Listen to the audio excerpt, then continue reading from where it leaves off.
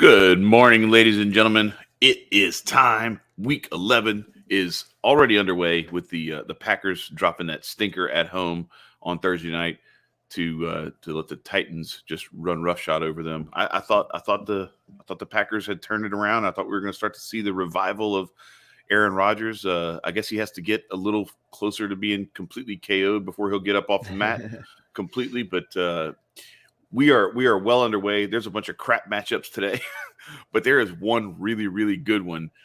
The Dallas Cowboys going into Minnesota. That one's going to be epic. We got some really good plays for you for that game. But before we get to that one, we gotta get into the appetizers. Some of these appetizers you could take them or leave them. Some of them you might fancy these. Sometimes you like the it's shrimp wrapped in bacon or something like that. Maybe you like those. Sometimes it's some kind of like artichoke hearts with anchovies in it. We got a few of those games here today, but we are going to get into it. AG, my man, what's up? What up, bro? Not bad. I'm just telling the homies to jump in the chat for us real quick. Word. But Okay, yeah, I mean, that's what we specialize in, man. We're gonna find the diamonds in the rough, but we're not gonna force anything here. Like, there's a couple games where we're probably gonna spend less than 48 seconds talking about them this week. Like, I mean, what more is there to say about the Rams and the Saints this season? What are we gonna talk about with the Raiders and Broncos? We already have a 20-minute video about the Raiders and Broncos on this channel. So if you want to hear more about that game, I don't know why you want to hear more about that game, but go to the channel when we wrap up here. Check that out. Put it on two times speed, 1.5 speed, and get it done in 10 minutes, so you don't have to sit through that. But no, we got some good reads for all the games in general. We'll talk about them, but there's some duds on the schedule this week. Yeah, the duds are not because the duds are not because the talent on this channel is not elite. The duds are because the talent on the field is really, really asking a lot to be desired. Man. It is we are struggling this year with some of these teams. They're already starting to fall apart at the seams, and the Saints and the Rams, I can't pick a better matchup than that for how to define one of these matchups where it's like, I don't know who's it going to be. What do we have like total on that entire roster for both teams? It's like Tyler Higbee, Alvin Kamara, and Chris Olave, and that's about it. And the kickers. Yeah, man. Kickers. So you going, Allen Robinson? And we got kickers. I'm out on that one, man. Too. Yeah, we got kickers too. Here we are spending more than 40 seconds talking about them. Hey, look, no, I'm done. Talking about why we're not going to talk about him. How about that? Was it. How about that? All right, let's get into this first one here. Yeah. So let's go. So because for some reason they have a bunch of these lines locked on FanDuel right now, we're going to start off with this Bears-Falcons matchup in Atlanta. And it's kind of crazy. You and I both have been kind of watching the Bears with a lot of interest here recently because as bad as they looked, I think it kind of all came to a head on that Thursday night game, or was it a Monday night game? I don't remember. It was one of those primetime games where they just completely laid an egg. Them and the Commanders just looked disgusting. That was Thursday night, and then Thursday night. The week after or 2 weeks after is when they had the Monday night where they beat the Patriots, and that's where they kind of started the upward trajectory of like being a better team. I mean, so I heard somebody say this. I wish I could give him credit, but I forget who it was. I was watching some podcast or something, and he was like, "Yo, this is actually like the perfect world scenario for the Bears right here. Like, Justin Fields is absolutely ascending. He's playing well. You're seeing what pieces around him are working with him, like Cole Kmet, for example. Right. The defense is still, doing their thing. They're solid. They sold guys off too at the trade deadline, and they still, and the defense is still playing all right. Justin Fields is absolutely ascending, looking like a new superstar in this league, and they're losing games. It's like the ultimate perfect thing that could be happening for them. They're losing games 31-30 and whatnot, like they're 3-6, but look great the past 4 weeks. Right. That's the best thing the Bears management could have possibly asked for right there. Yeah. You can't ask for more. Yeah. They should have lost that game to the Patriots somehow. Yeah, they clearly didn't get that memo to Brian Flores last year because that's what that's what Dolphins management wanted him to do with the Dolphins. Listen, man, I'm not saying you got to tank. You just have to lose these games close. Like, let these guys develop, but don't win. Damn, like, why are you going on a 7-game winning streak? What the hell's wrong with you? We're trying to get a draft pick. And not to get too off track, but like that's a good point. So I'm thinking, I was talking to my buddy last night at work, and he's a Giants fan, and I'm telling him, I'm like, yo, if you really, really think deeply about this, like, this isn't the best case scenario for this team. Like, yeah, it's fun, it's great, but they're not a contender. They don't have the talent. Like, it's amazing what Dable is doing with that talent roster and how good he's having them play. Like, I mean, all credit to that. It's amazing. But like, they're winning too much. Yeah, I was gonna say the worst thing you can do in the worst thing you can do in the NFL is be a slightly better than mediocre 10-7 team that gets knocked out in the first round of the playoffs because you get a 18th overall draft pick. You know, you don't get one of the premium picks, and you don't have, like, you didn't really do anything. You get to, like, say, hey, we had a winning season and we made the playoffs. All right, which for the Giants and the Giants fan base is what they need. So I get it. I was just telling him, I was like, yo, it's not the best case scenario here because they you guys are winning nowhere. Too much, man. Right. But so you know what his response was? His response was, well, the last time people told me that, we won the Super Bowl. And I was like, all right, you know what? Eli you got a good point there. Yeah, this ain't Eli Manning, and this is not that Giants defense from 2007. Yes, that exactly. is not the same thing. Exactly, but it was a good point, nonetheless. But let's so, get this game. What are you thinking on this game? So the dog catcher. Disclaimer right out the gate. So I had a rough day yesterday. Started off hot, and regression came for revenge real quick. So the dog catcher was still solid though. It was still around, just right around 500. It was like 10-5 or something. No, it was 4 and covering 6. The spread. Yeah, so against the spread, I was a little better, but like the straight up stuff, because I'm looking at the straight up at those money lines. I'm looking at those dogs to actually win, and I had a few of them where it was Utah like pushed. Other than that, it was 1, 2, 3, 4, 5, 6, 7, Utah, 8, 9. Cameron Rising. That was the one that upset me the most. It was 9 and 5 and 1, and Utah was right in there with the chance. So I mean, that's solid against the spread, though. In general, I mean, you're winning, you're profitable at that point.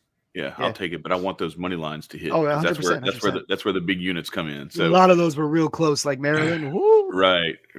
So this is where we're going with this. I got the Bears actually favored in this game by the dog catchers model, and obviously they're 3-point dogs. So if the Bears are 3-point dogs, I'm taking the +3, and I'm taking that money line, and I've got a few little plays in here. I'm going to do a teaser later on where I'm going to take these dog catcher picks, and I'm actually going to tease those spreads up and look at some opportunities to get us a nice little parlay teaser out of that.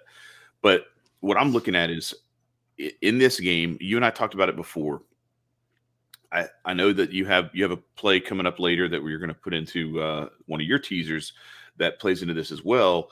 We talked about the fact that both of these teams like to run the ball a lot, and that it could lean that direction. I'm a little concerned that because both teams know that they like to run the ball a lot, I'm kind of looking at this saying, all right, do we have an opportunity for both of these mediocre quarterbacks in the passing game to actually open things up, because there's going to be so much of a commitment to stopping the run on both sides of the ball? And could we see Justin Fields and Marcus Mariota actually open things up a little bit on first down and second down to make some plays, downfield? And could this end up being a shootout? I tend to doubt it, because I think with that comes the risk of those guys throwing picks and a lot of incompletions and some short drives and whatnot. But it's just something to consider, because I don't want to go too heavy on guys like Montgomery and Cordero Patterson or anybody in the Falcons running game either. I do like, though, I want to see what you think about this, a parlay of Mariota and Fields with like their either rush attempts, rushing yards, maybe one of them, each one of them walking in a touchdown at some point. I could totally see that being a play that the odds are pretty good. So I'm actually gonna just pull it up here real quick. What we got? My only pushback on the Justin Fields side of it is that he's been running a whole lot the past few weeks. It's unsustainable for him to get that type of yardage. I feel like even though this is a game where like the Falcons, they're obviously not a great run defense or anything, but I feel like this is the game where Fields regresses just a little bit.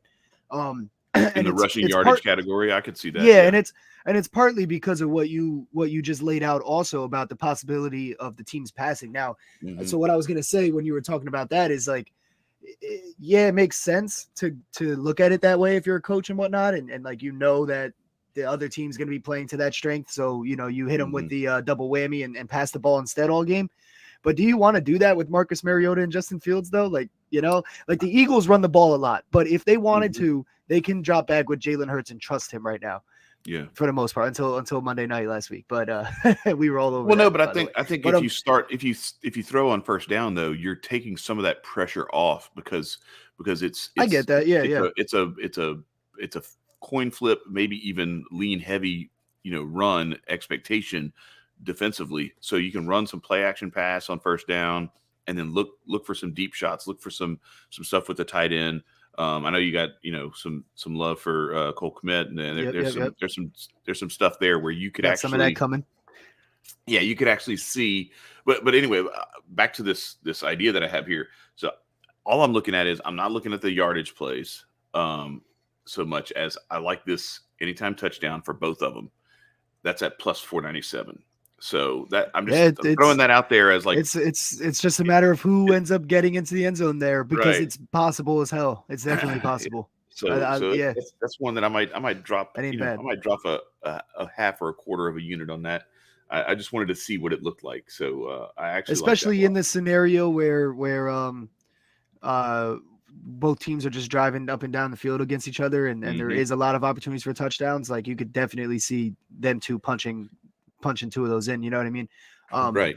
So yeah, but like, well, just to finish what I was saying about, what you were saying about the passing game. It's like the last time we saw Marcus Mariota, man, it did not look like they should want him to drop back more than 10 times a game. You know what I mean? Right. That Thursday night against the Panthers. So, yeah, I don't know. I just don't see these two teams getting out of what's been working for them, and not necessarily just what's been working for them, but like, it's clear that like Mariota passing the ball is not working.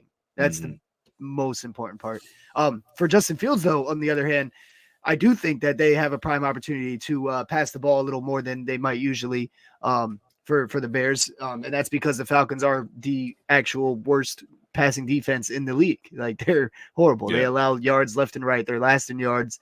They're bottom 3, bottom 4 in a bunch of other categories in the passing game defensively.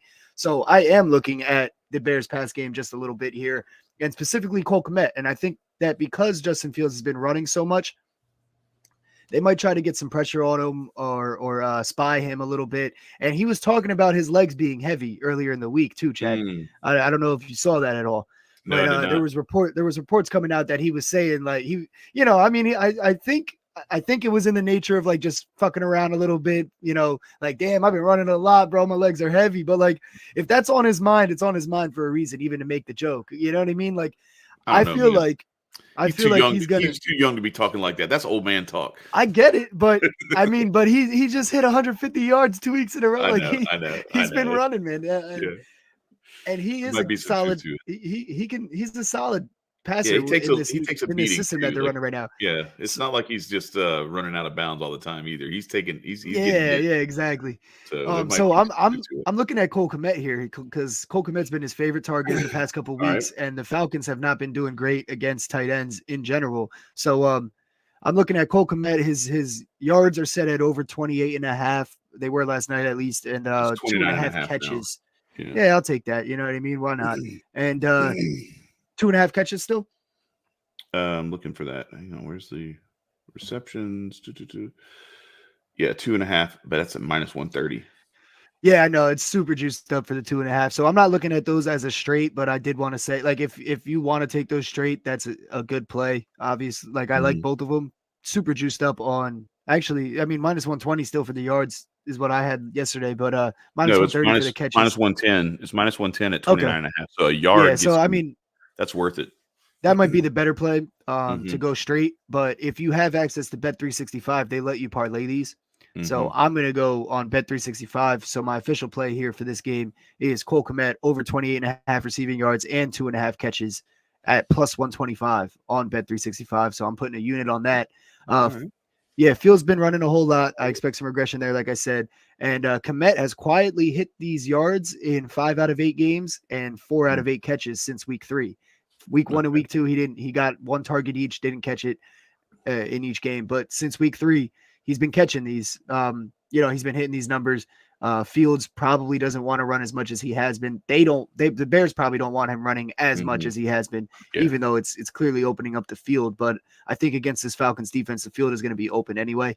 You don't really need to do that. This is one of those games where they can kind of lay off from doing that. The tight end, or not the tight end, but tight ends as a whole, like as a unit versus the Falcons, have hit both of these numbers in 9 out of 10 games. The only game they did not was the Panthers last week. So, and what other tight end is going to get in the mix? Yeah. I cancel that. I cancel that Panthers game out though. Exactly. And what other conditions were terrible. They're playing in a dome today. It's completely different. And what other tight end is going to get in the mix? So at that point, it's basically saying 9 out of 10 times Cole Kmet's going to hit this for the Bears. Right. So I like that. I do like Montgomery. I think they're still going to run the ball a lot. So I would take Montgomery. Maybe Algier on his rushing attempts is like 8.5. I think it was last night. That's not a bad play. But I'm staying away from those as straights. But I did want to shout those out. Those are leans, I guess. And then Montgomery for yards, his yards and a touchdown are in some of the parlays that we'll get to at the end of this. So yeah, we'll get into that. That's all I got for that game. So yeah, same here. And I do have the Bears winning outright in our early picks contest that we do every week. Go. So, yep. Yeah, if you're not familiar with that, if you're new here, hit subscribe, and we'll be back Monday with Monday Night Football, of course, but then also our early pick show. So they must know we do this show, AG, because they're locking this stuff up. We don't have. All right, so I guess we're going to go to this Bills-Browns game. We're going to hope that FanDuel opens up the betting lines on some of this other stuff. So this one kind of screams Buffalo to win this one. I've got now the line opened up at 9.5. It's down to 7.5 now. I've got this one Buffalo -9 via my model. Generally speaking, what I'm looking for with my model though is I'm just looking for underdogs. I generally speaking stay away from big spreads with favorites and things like that. Yeah, I mean I think the Bills is a pretty safe pick, Jay. This is I don't see them coughing up another one after they've had a couple of ugly losses here recently. Where I think as much as the Vikings are a legitimate contender for, one of the, I don't think anybody looks at them like, oh yeah, the Vikings are a Super Bowl favorite. But at some point, you just have to kind of like tip your hat and respect what they have accomplished. They have beaten some good teams, and they've got another one on the schedule today. But I think Buffalo looks at that game last week and looks at some severe missed opportunity. All they have to do is get the ball out of the end zone, and the game's over. And instead, Josh Allen fumbles the ball, and Minnesota recovers it in the end zone for a touchdown. Then they had the game a couple weeks ago against the Jets where they blew that one. So I think the Bills are going to right the ship and get things going today. I would like them with this 7.5 point spread to give up those points and still win this one running away. But I just don't know. Like I'm really leery about big spreads like this, especially in a situation where you've got a team like Cleveland that can run the ball as effectively as they can and shorten the game to prevent there from being a whole lot of points scored in this one. So I'm staying away from this one as far as sides are concerned, because it's just the money line's too much at -360 with how Buffalo has stubbed their toe recently. And I'm not giving up 7.5 points in this one to Cleveland, because as bad as Cleveland can be at times, they can also look, man, not for nothing, but Jacoby Brissett and Nick Chubb and Kareem Hunt and Amari Cooper, like that little group, they can do enough to keep you honest and stay in a game. So I expect Buffalo to win this game, but it may be closer than this 7.5.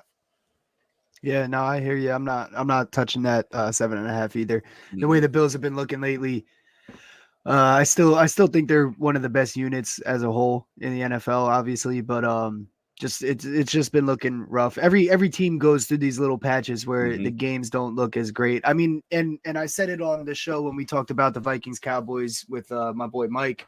I said it like the Vikings really were one or two Josh Allen fuck ups from losing that game. You know what I mean? The Bills, if Josh Allen gets out of the end zone on that play, doesn't fumble, you know what I mean? Like the game's over. He just secures the snap, it's over. That's what I'm saying. Yeah. So like it's over at that point. So not to take anything away from the Vikings because they executed everything that they could, based on that opportunity.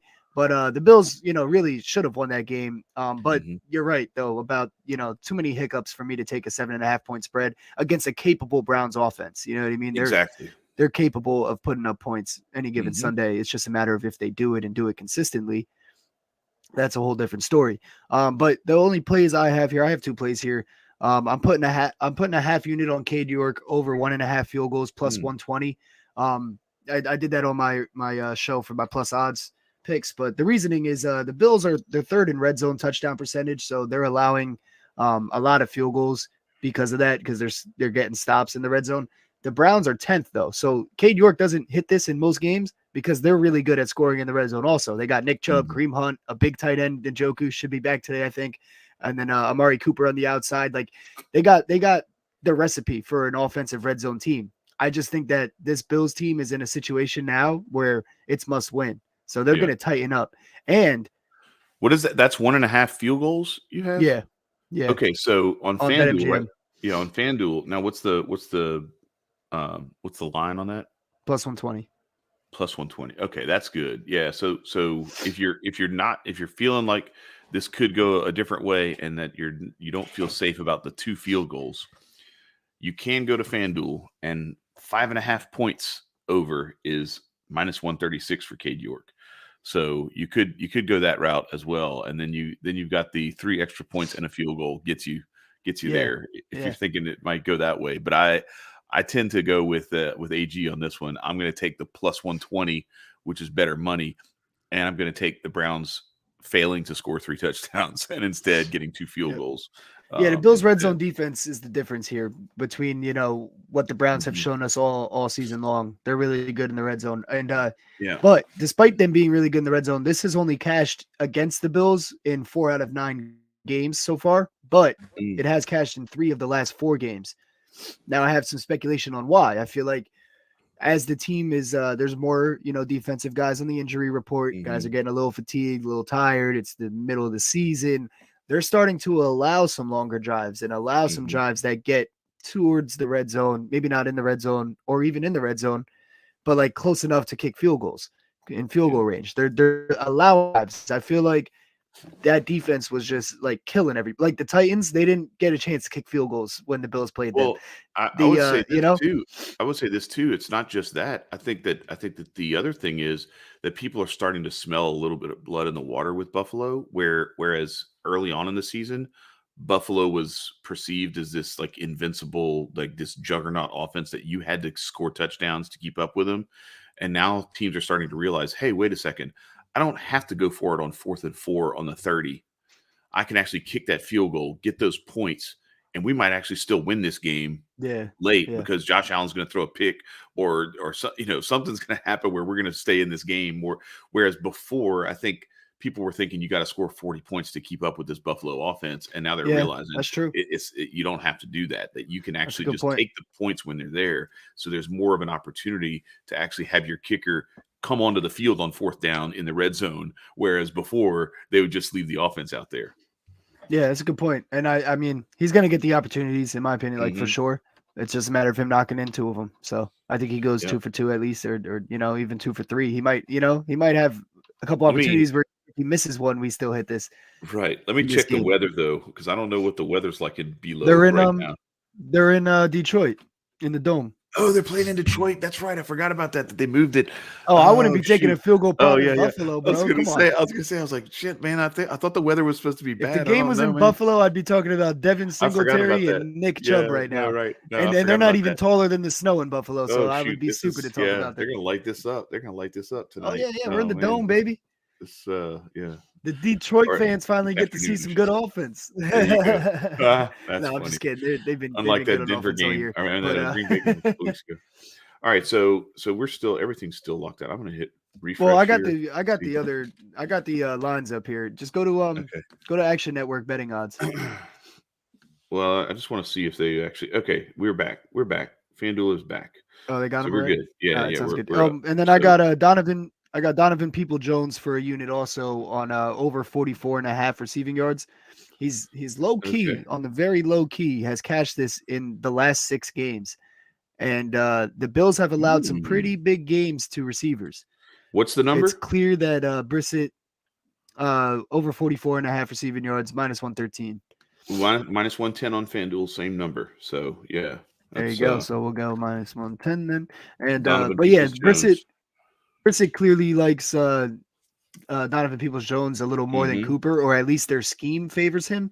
I don't know if it's necessarily Brissett or just the scheme favors him. And there's a lot of attention on Amari Cooper. That's what I was going to say. I think it's more that. Yeah, it's more the attention on Peoples-Jones has cashed this in 7 out of 9, and he's cashed this in the last 6, like with ease. He's hit like 7. He's averaging like 70 in the last 6.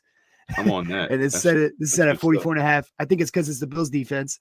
They're setting it low, but realistically, the Bills' pass D is their weakness. Their top 10 run defense it can potentially slow down the Browns just a little bit. I mean, when you're talking about slowing down, it's like when you're talking about slowing down Luka Doncic. I mean, like he's gonna get his, but like you make it a little difficult for him. They might have to pass the ball a little bit. So you make it a little difficult for Nick Chubb. They pass the ball a little bit, and they like passing the ball anyway. They're a pretty balanced offense. We just overfavor the run when we think about them because Nick Chubb is so dominant. But they're pretty balanced. They do like to pass the ball. And I think the Bills they're going to be in a situation where, if the Bills, we've seen this any given Sunday, the Bills can get hot and get ahead to the point where the Browns are passing the whole game. So I don't want to take Nick Chubb yards or anything like that, but I love this Donovan Peoples-Jones play. Shout out to Pine AI Sports because I use their technology to find some of these out. And this is one that I got from them. Cash in the last 6, and the line is so low. He's averaging literally 74 yards in the last 6 games. So I'll take that. So yeah, and so to your point though about the Bills getting out to a lead, it's not just that they're going to have to throw the ball. What I like also in a matchup like that, so this could go 2 different ways where this is possible to hit. Either he's a critical part of the reason why the Browns stay in this game, right?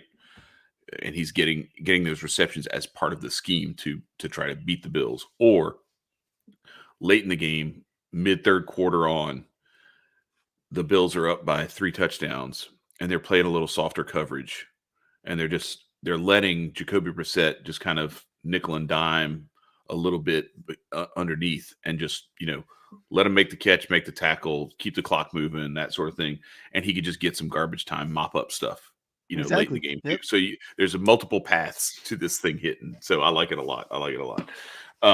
All right, so let's move on because I want to get into this one. And we don't even need the paths really, because he's just been cashing this left and right with ease. Right. So it's like any given Sunday at that point with him. I mean, until I said that. So let me go knock on some wood. yeah.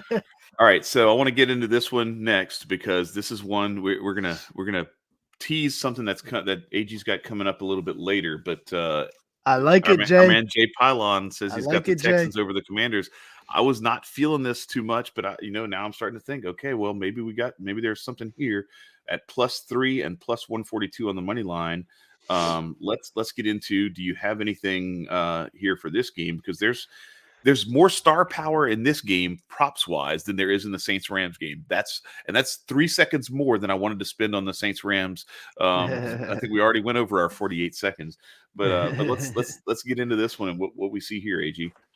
Yeah, I like a couple plays here. I'm looking at the run game heavily here. So I'm going to look at Dameon Pierce first. I got him for the over 18.5 rushing attempts. I got that at -105 on BetMGM. Not sure what it is on FanDuel right now. But last night it was -105 on BetMGM for 18.5 rushing attempts. I'm taking the over with a unit there. He's only hit this in 4 games so far, but we know they want to get him the ball. There was a couple of those games where they were down early and they kind of, couldn't really just feed him the whole game. Washington's defense is pretty solid defensively. They're 12th in rushing yards allowed and 10th in yards per rush allowed.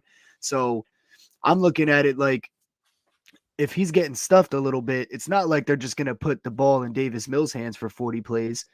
They're going to keep going to him. And if he's getting stuffed, that gives him more carries. You know what I mean? As long as he gets a couple of first downs throughout the process, one of the reasons that he's only hit this amount of attempts in 4 games this season isn't because they don't want to give him the rock. It's because he's taken one attempt for 27 yards left and right against some of these defenses. Washington's run defense, we saw what they did with the Eagles last week, shut it down a little bit.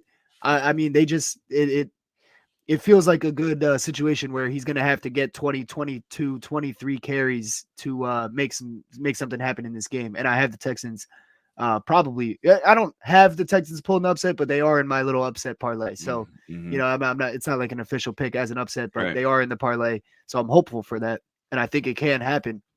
But yeah, if they slow Pierce down, it's not like the Texans are just going to stop feeding him. That's their guy. That's the only guy they really have to go to. So I like the rushing attempts here. There's been games where he went for like 140 yards on like 16 rush attempts. He's not going to do that against this Washington defense. He's going to need 20, 22, 25 carries, which they've given him before.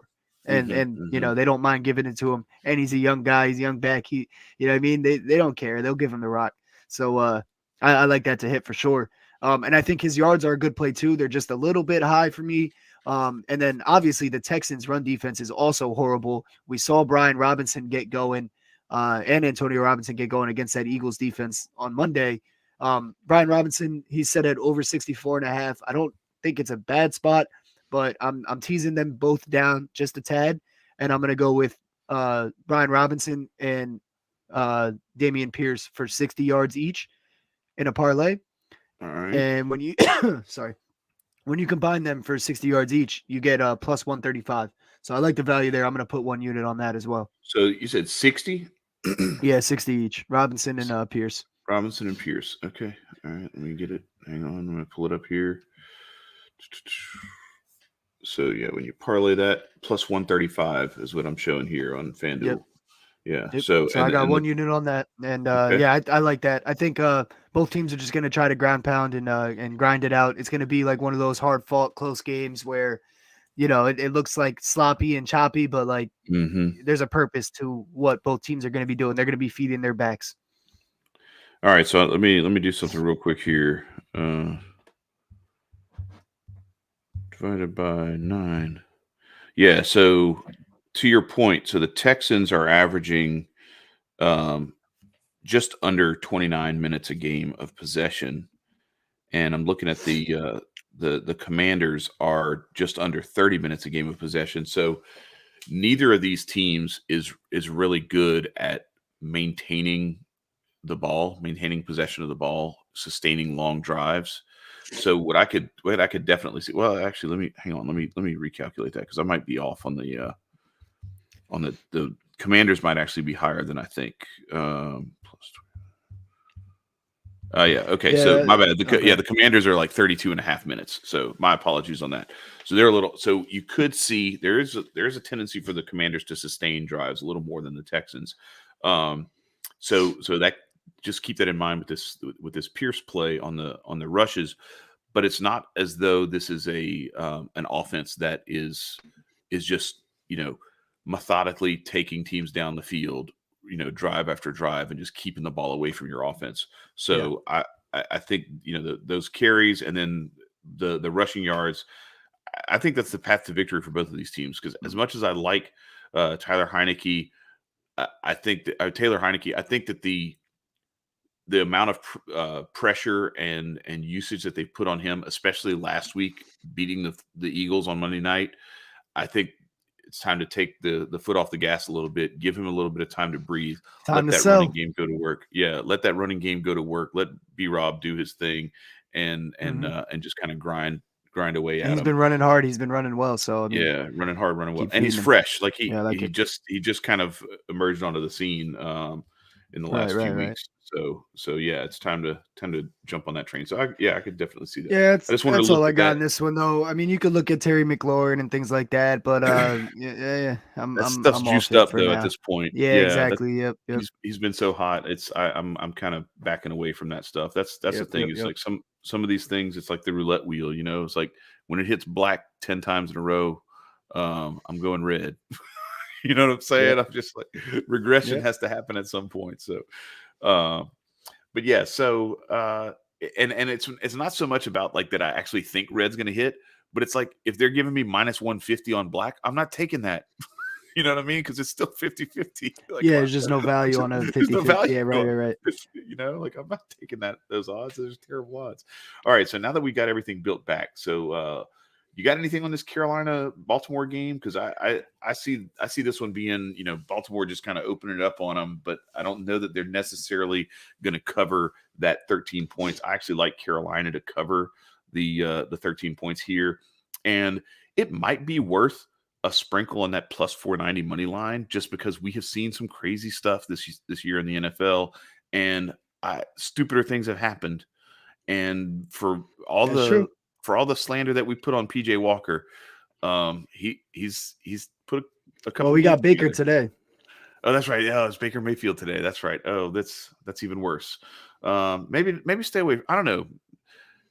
Maybe you take the off shot that Baker Mayfield is a swish from the other timeline. I don't know. That's I mean, mind. I guess that's the only option there. If the CERN thing got him, then that's the only option there. Hopefully they replaced him with a better quarterback or something.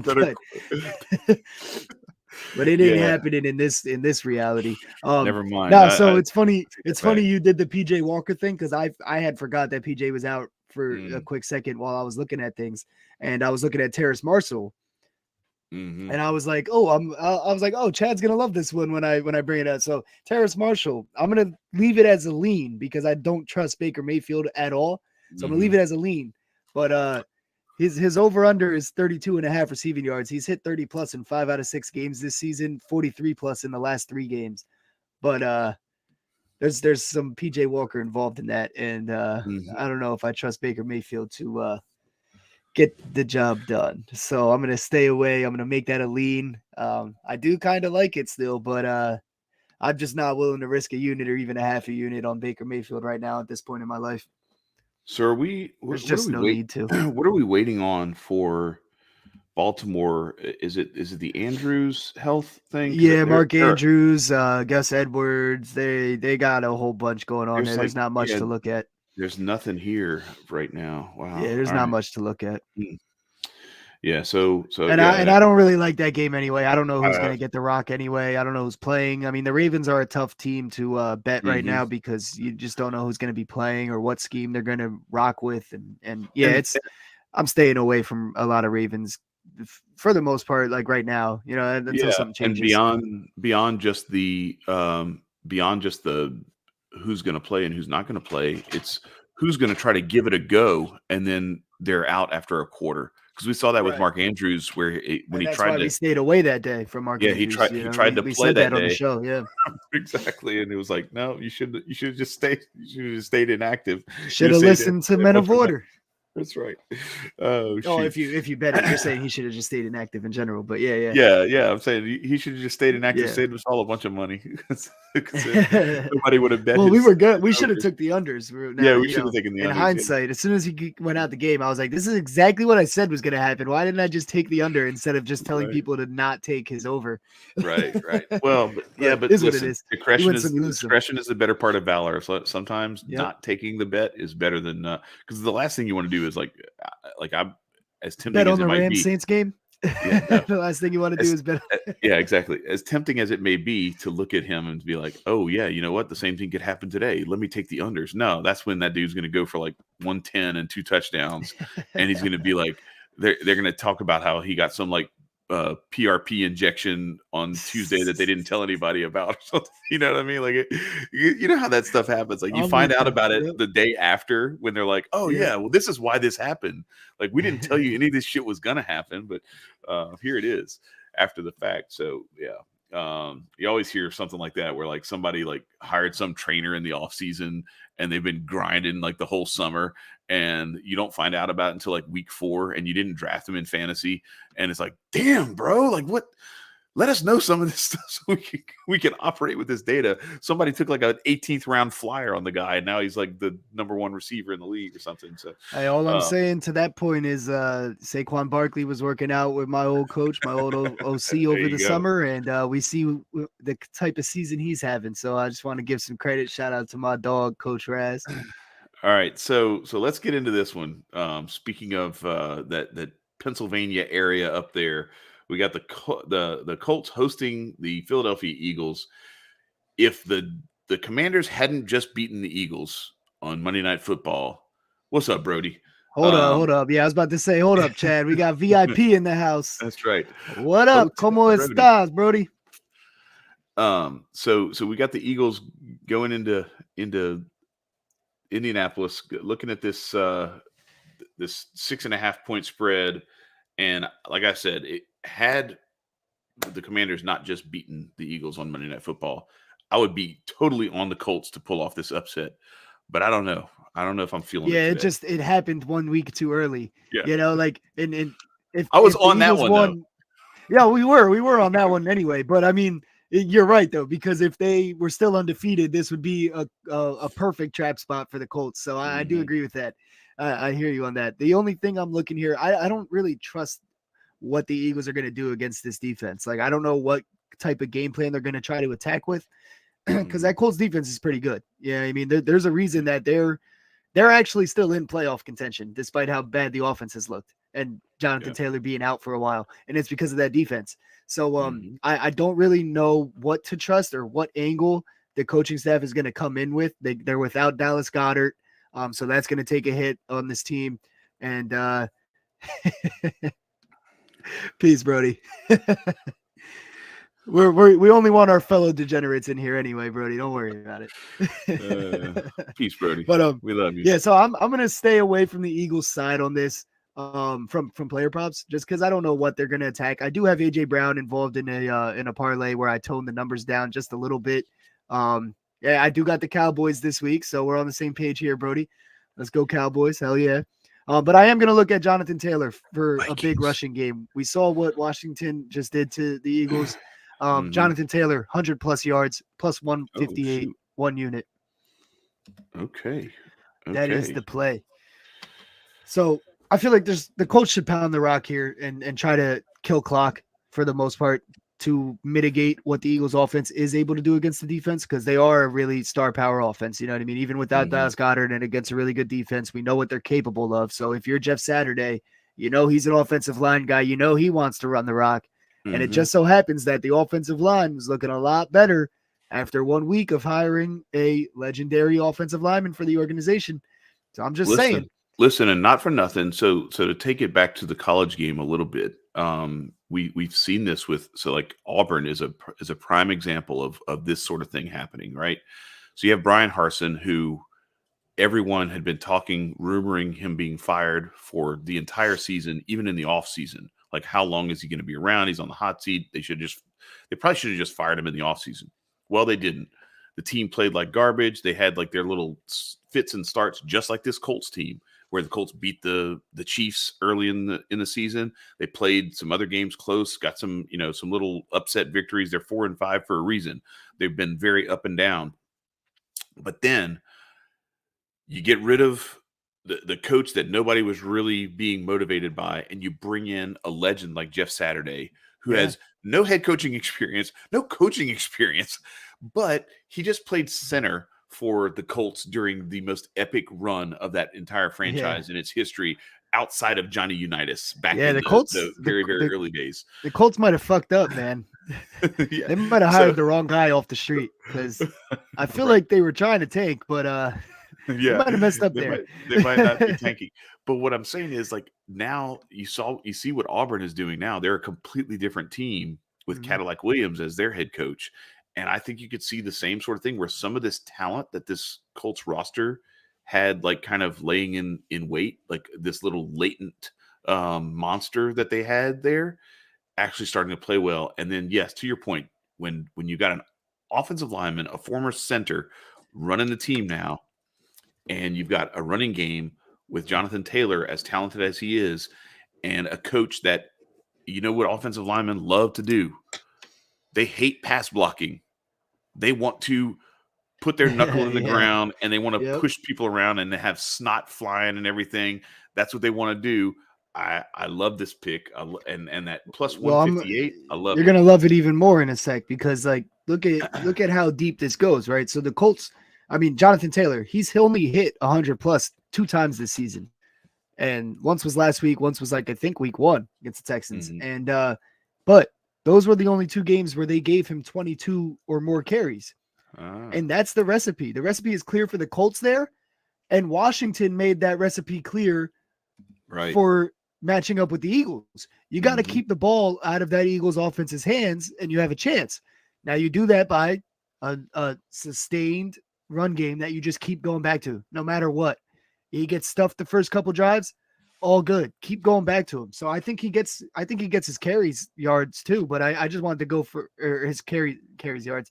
Yeah, I think he gets his carry attempts too, but I wanted to go for the yards for the big bang for the buck, because I think he's going to get the carries and get the yards because of that. The Eagles, they're 20th in rushing yards allowed. They're 2nd in passing yards allowed. They have a insane pass rush. You don't want Matt Ryan dealing with all that shit. Hand the ball off to Jonathan Taylor. And the best part about this play here is 6 days ago, the Eagles defense just had to play 80 plus snaps. I think it was 83 was the total against that Washington offense.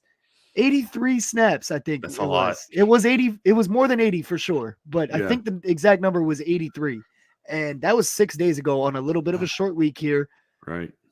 The best way to attack already possibly tired and fatigued, I mean, I know it was a week ago, but like 81. That's a lot of snaps, dude.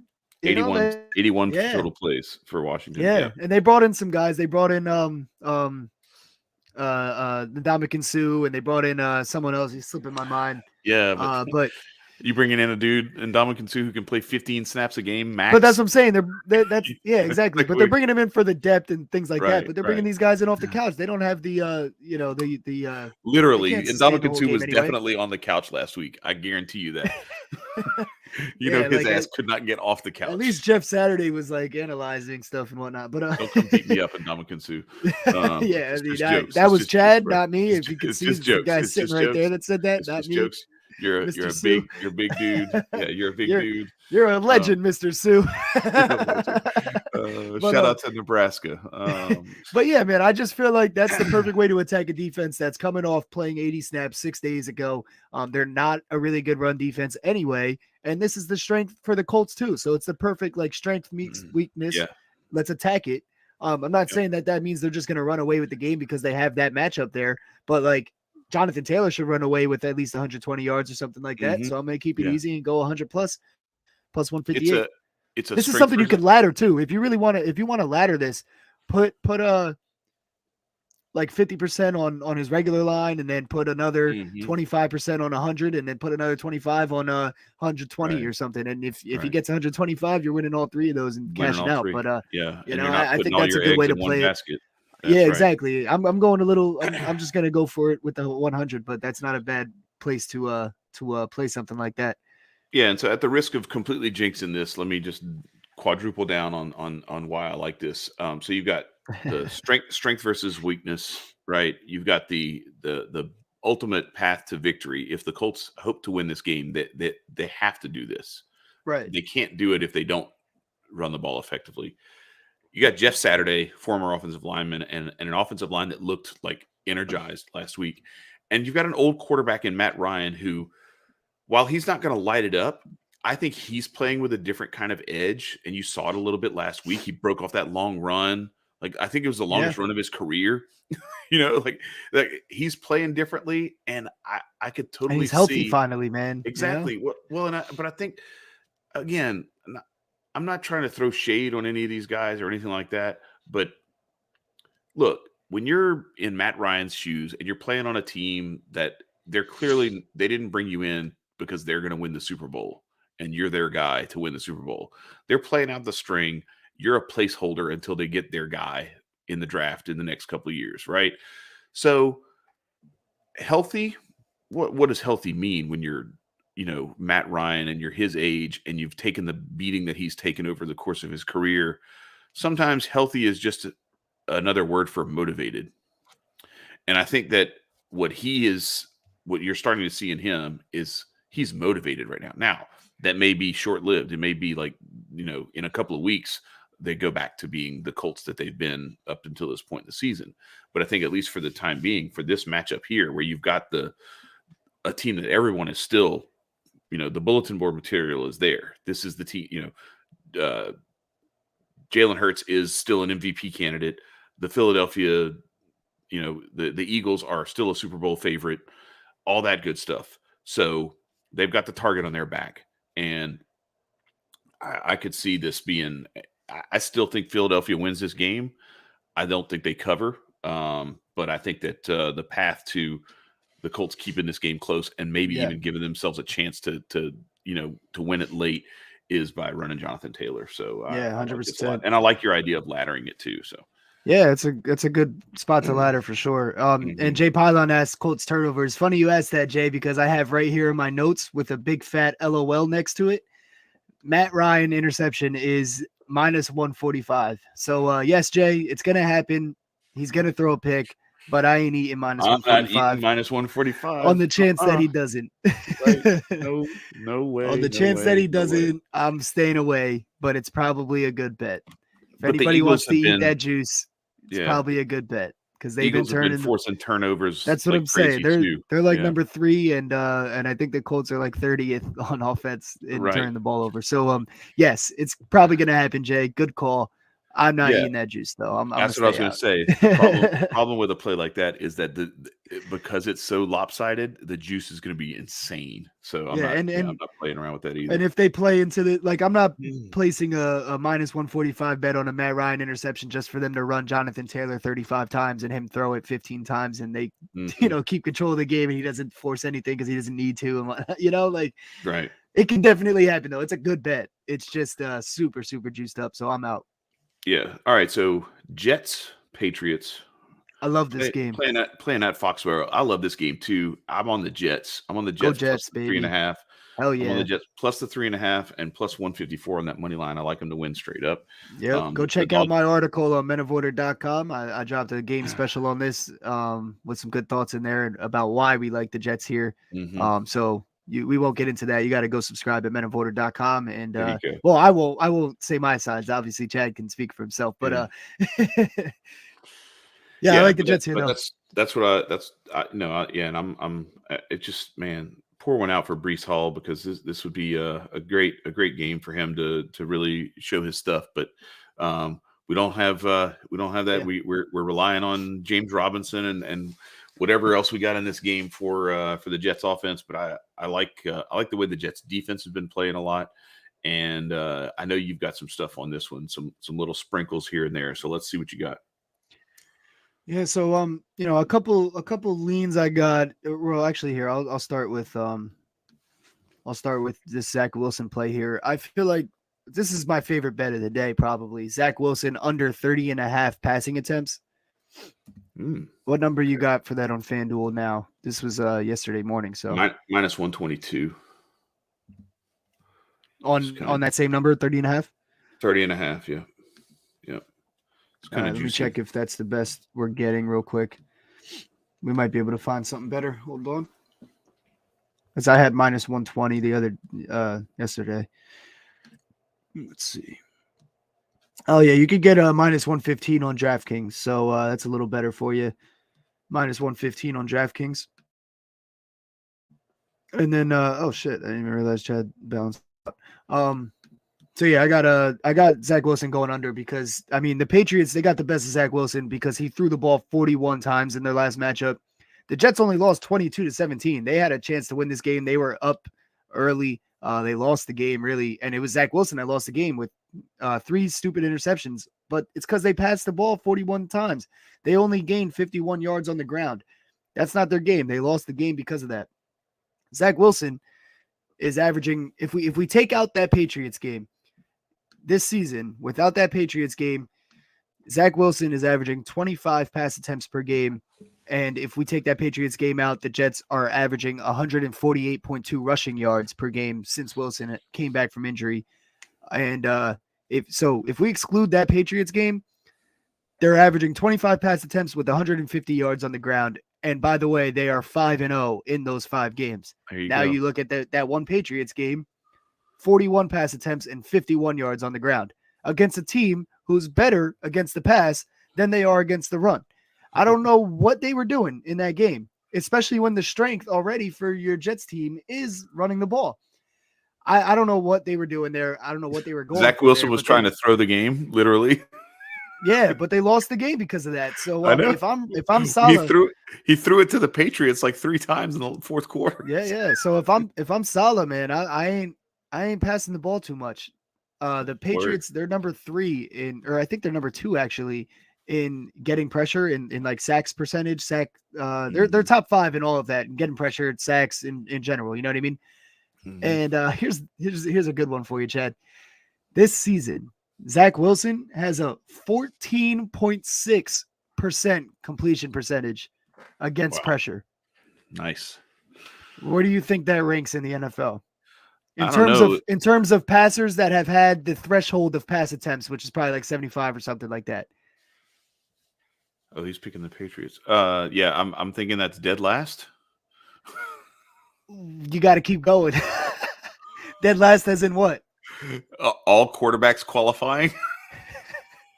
I don't know how many quarterbacks qualify, but he's 38th in the NFL out of the ones that do qualify. Yeah, see, that's what I'm saying. So, like, all quarterbacks qualifying, he's dead last. That's why I asked it that way, because I wanted you to say probably last in the league. You're like, yep, it's worse than last in the league. Not 32nd, 38th. Yep, 38th. Against pressure, and that's what the Patriots are good at. They're the 19th best run defense. Or no, they're a bottom 13 run defense and a top 11 pass defense. And you're going to tell me you want to throw Zach Wilson out there to throw the ball 41 times when they don't need to? Right. I mean, the recipe is clear for the Jets. They got to stick to it. They're getting revenge on their divisional foe here tonight. So I like, or not tonight, this afternoon. But yeah, Wilson has only gone over 26 pass attempts twice this season. And both of those games were his only games with interceptions. So like, if that ain't clear, man, if the Jets don't see that, don't blame me if this bet loses, is what I'm getting at. Like that ain't on me, man. It would make no sense for them to throw the rock with Zach Wilson right now. All right. What else you got? I know you got some rushing stuff in this one, but so obviously because I'm on the Jets not passing the ball, that means they're gonna have to run the ball. Somebody's gonna have to, touch the rock and whatnot on every play. So I lean Michael Carter and James Robinson, both of them. Like, it's pretty much pick your favorite guy, because over 10.5 rushing attempts and over 41.5 rushing yards for Michael Carter, plausible in this game. James Robinson, over 9.5 rush attempts, over 35.5 rushing yards, plausible in this game. I'm staying away as like an official play on this, because I'm not sure who's going to get the rock more out of that. They're probably just going to ride the hot hand, whoever gets going. So I don't want to get stuck picking the wrong one there. So those are just leans, but I mean, they're all good bets. Like, all 4 of those are good bets, and they all 4 could hit.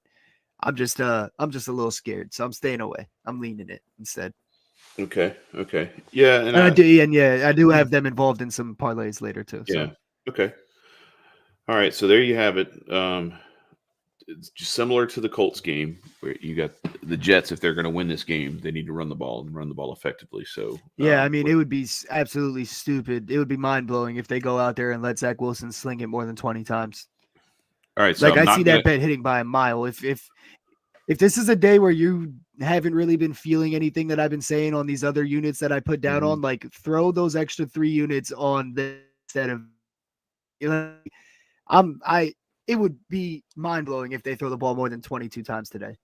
Like, I wouldn't understand it. Well, okay. And even if they're getting stuffed, I mean, if they're getting blown out, whatever, it happens. But like, it just shouldn't. They shouldn't do that. I will stop you. And the Patriots offense is not dynamic enough to blow this Jets defense out either. I will save you from yourself and tell you that you should not say your mind will be blown if they throw the ball more than 22 times. But 31 times, okay, yeah, I'll give you. I'll let you go there, because that's our number. 22 is a threshold, dude. They should not throw it more than that. I know. I mean, look, we got a lot of space. We got a lot of extra space. Yeah, I know. There's a lot of room in there. It's like that. They had one of these brain games where they asked people, like, give me a range of how many people you think are on the world, on planet Earth, and people were like, I don't know, but 4 to 7 billion or something like that. And it was like, why would you? If they said you can give a range and any range is okay, and if you're right, you win.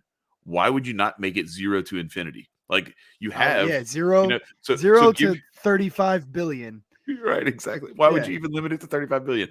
So my point is, well, true, but but in case they don't accept infinity, then I'm going 100 why would billion you limit yourself to? Why would you limit yourself to 22 attempts? Like, just take the 31 that's there. I'm taking the 31. I don't have an option to take the 22, or else I would at a really good number, probably. Yeah, but my but I'm just saying that if he gets to to 22 at any point in this game, I'm gonna be sitting there like, what the fuck are you guys doing?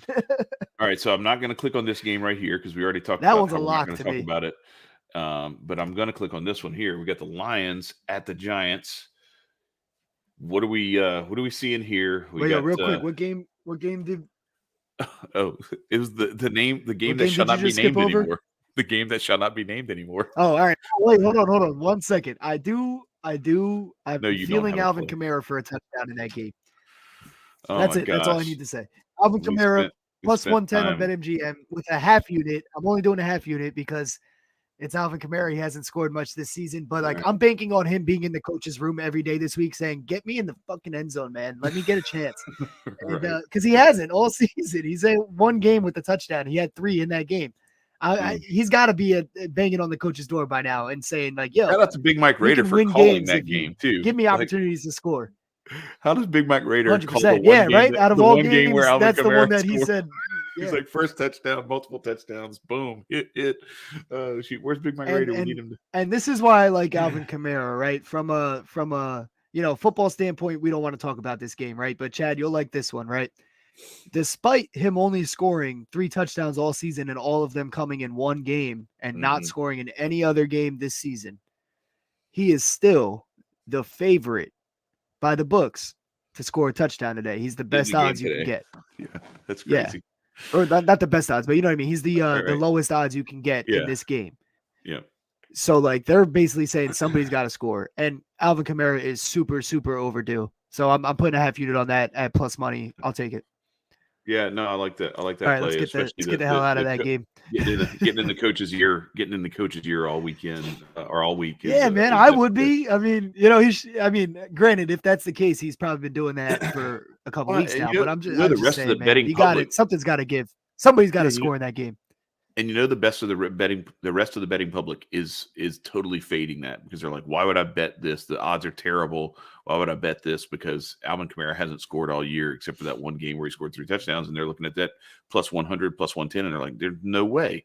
Like, give me plus 300. It should be plus 900. The infrequency he scored with. So yeah, I get it. That's a great play. So what do you got in this Lions Giants game?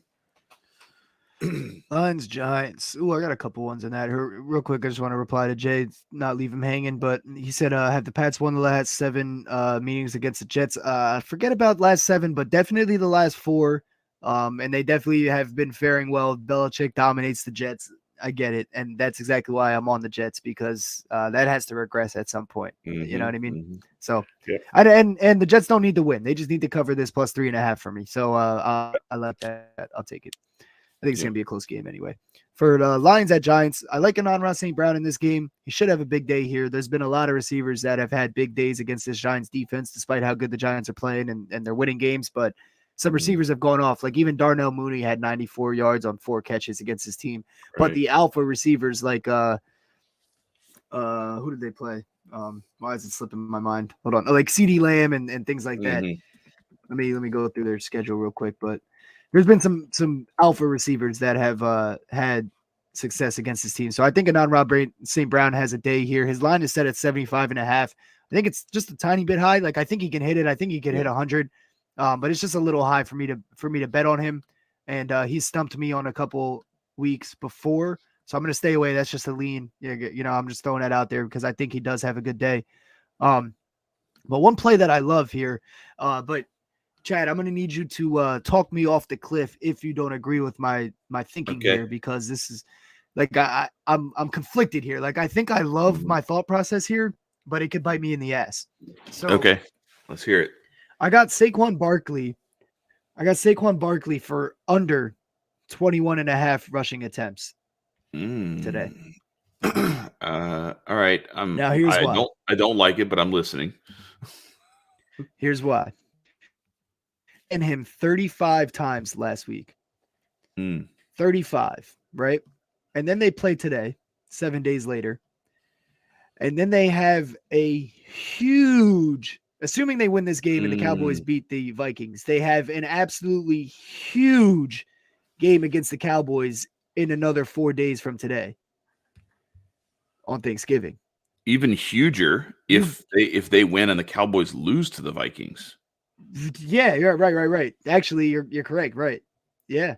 And so I'm just it like, becomes dude, even bigger because they can put the Cowboys away if they win that game. So I'm looking at this like a situation where like the Lions defense is bad enough where you can run Matt Breida out there for a couple of those plays and not have to run Saquon into the ground. We know he's dealt with injuries before. The Giants know he's dealt with injuries before.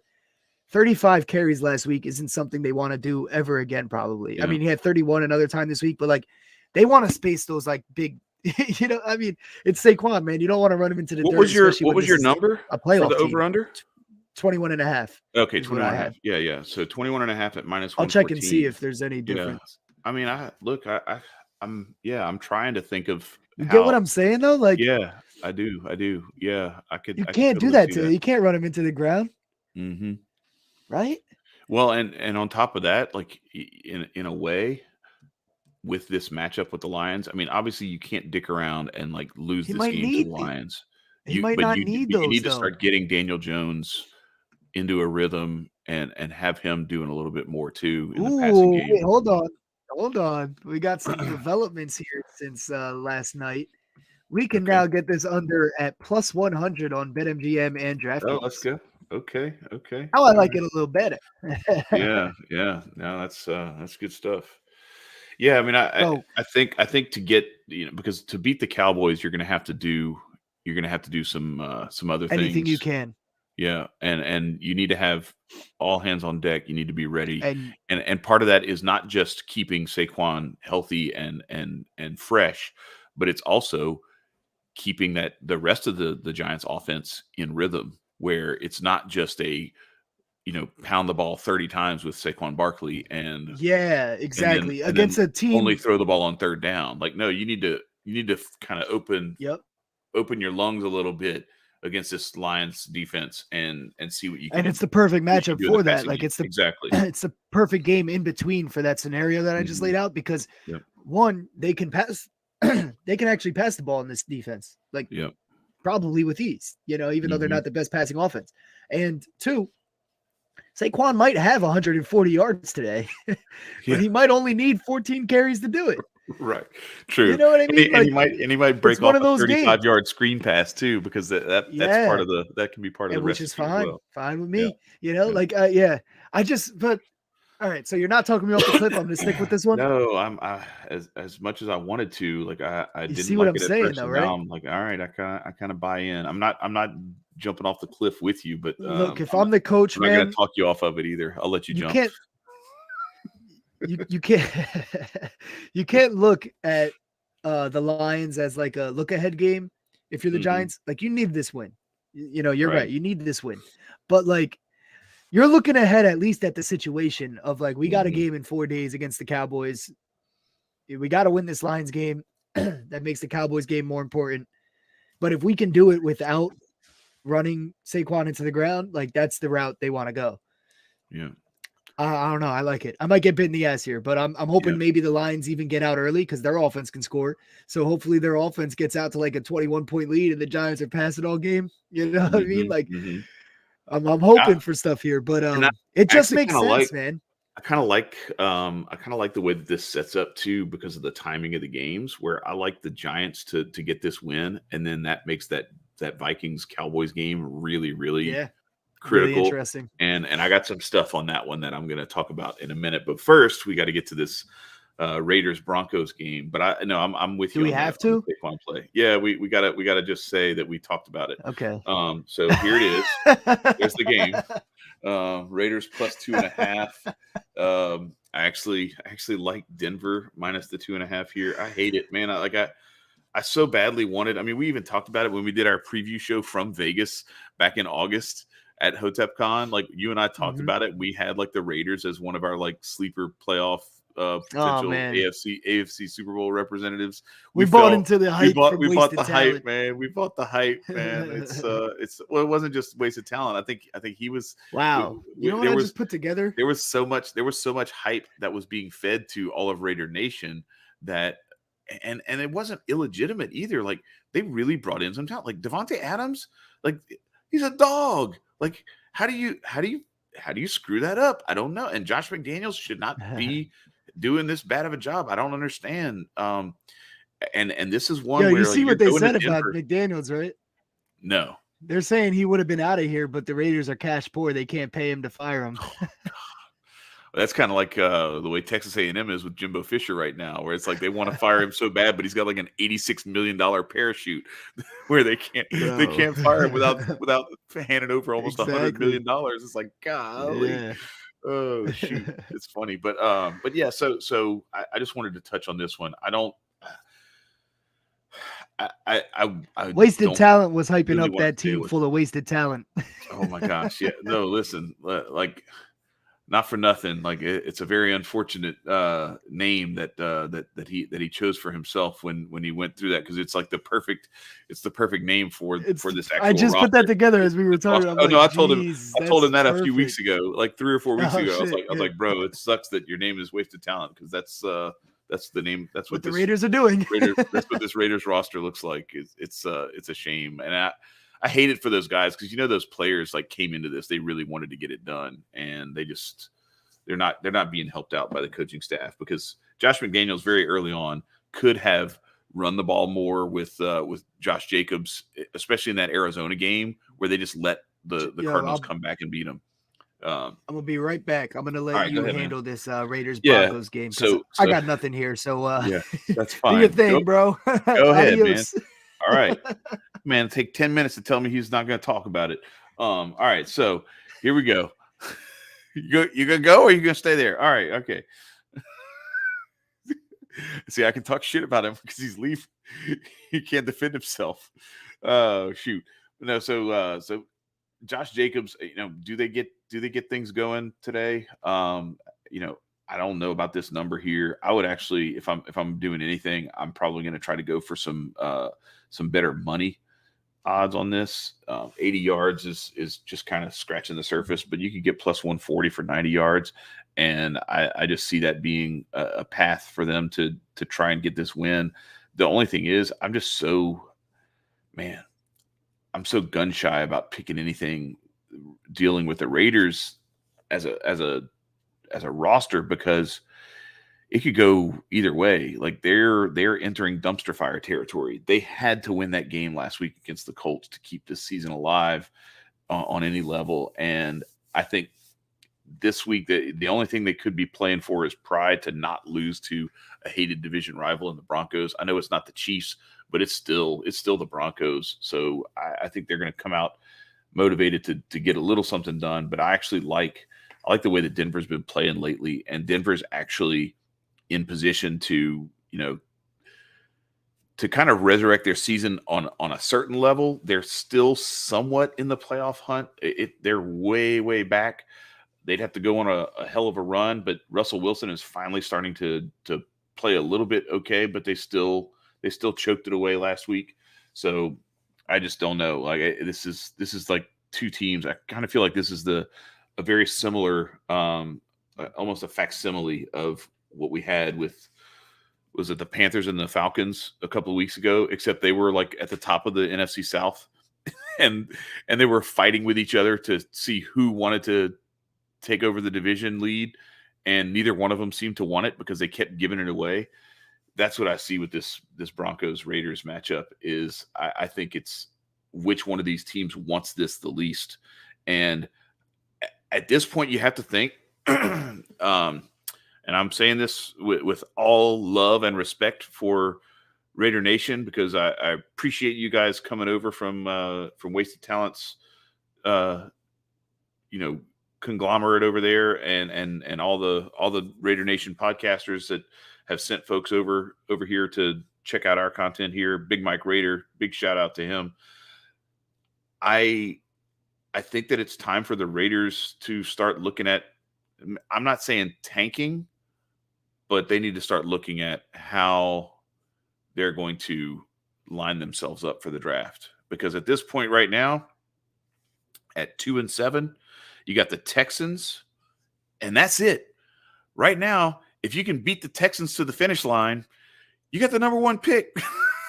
So, and I don't remember what you guys traded away.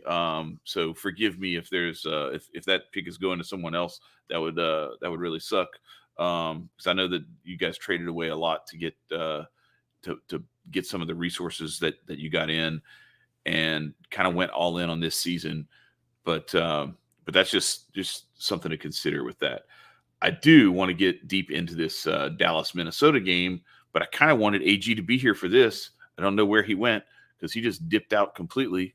I don't know if he if his internet went out or what happened, but hang on just a second. Let me check and see where he is. But yeah, I got some stuff on this one, because this is a matchup. Oh, here he comes. Here comes AG. All right. So now that he's back, we'll whenever he pops up onto the screen, we'll get into this one. But there's some interesting angles on this one.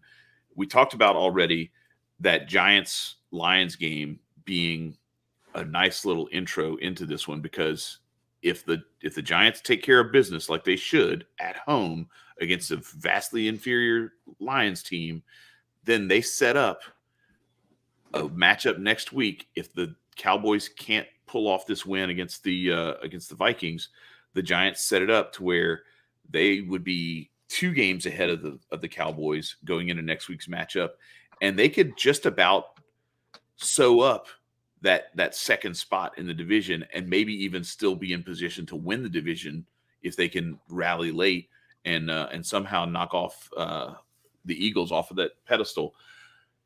What I'm looking at mostly, though, in this matchup is those 2 alpha dog wide receivers, CeeDee Lamb and Justin Jefferson. Only 5 times in history have there been 2 receivers coming into a game playing against each other where the previous week they both went for 10 catches and 150-plus yards. CeeDee Lamb and Justin Jefferson both did that last week. And I know the tendency would be, oh, well, let's fade that because, there's got to be some regression. And I'm telling you, I think this thing sets up for just every time back to the huddle. I'm open, get me the ball. I'm open, get me the ball. He can't guard me, get me the ball. And both of these alpha dogs are going to be going at each other. And I think this sets up to be a potential epic showdown between these 2 receivers. So what I'm looking at is a same game parlay. This is my little flyer. So I do these things from time to time. I've had some success, and they cash. I'm not gonna talk too much about it because I don't want to jinx it.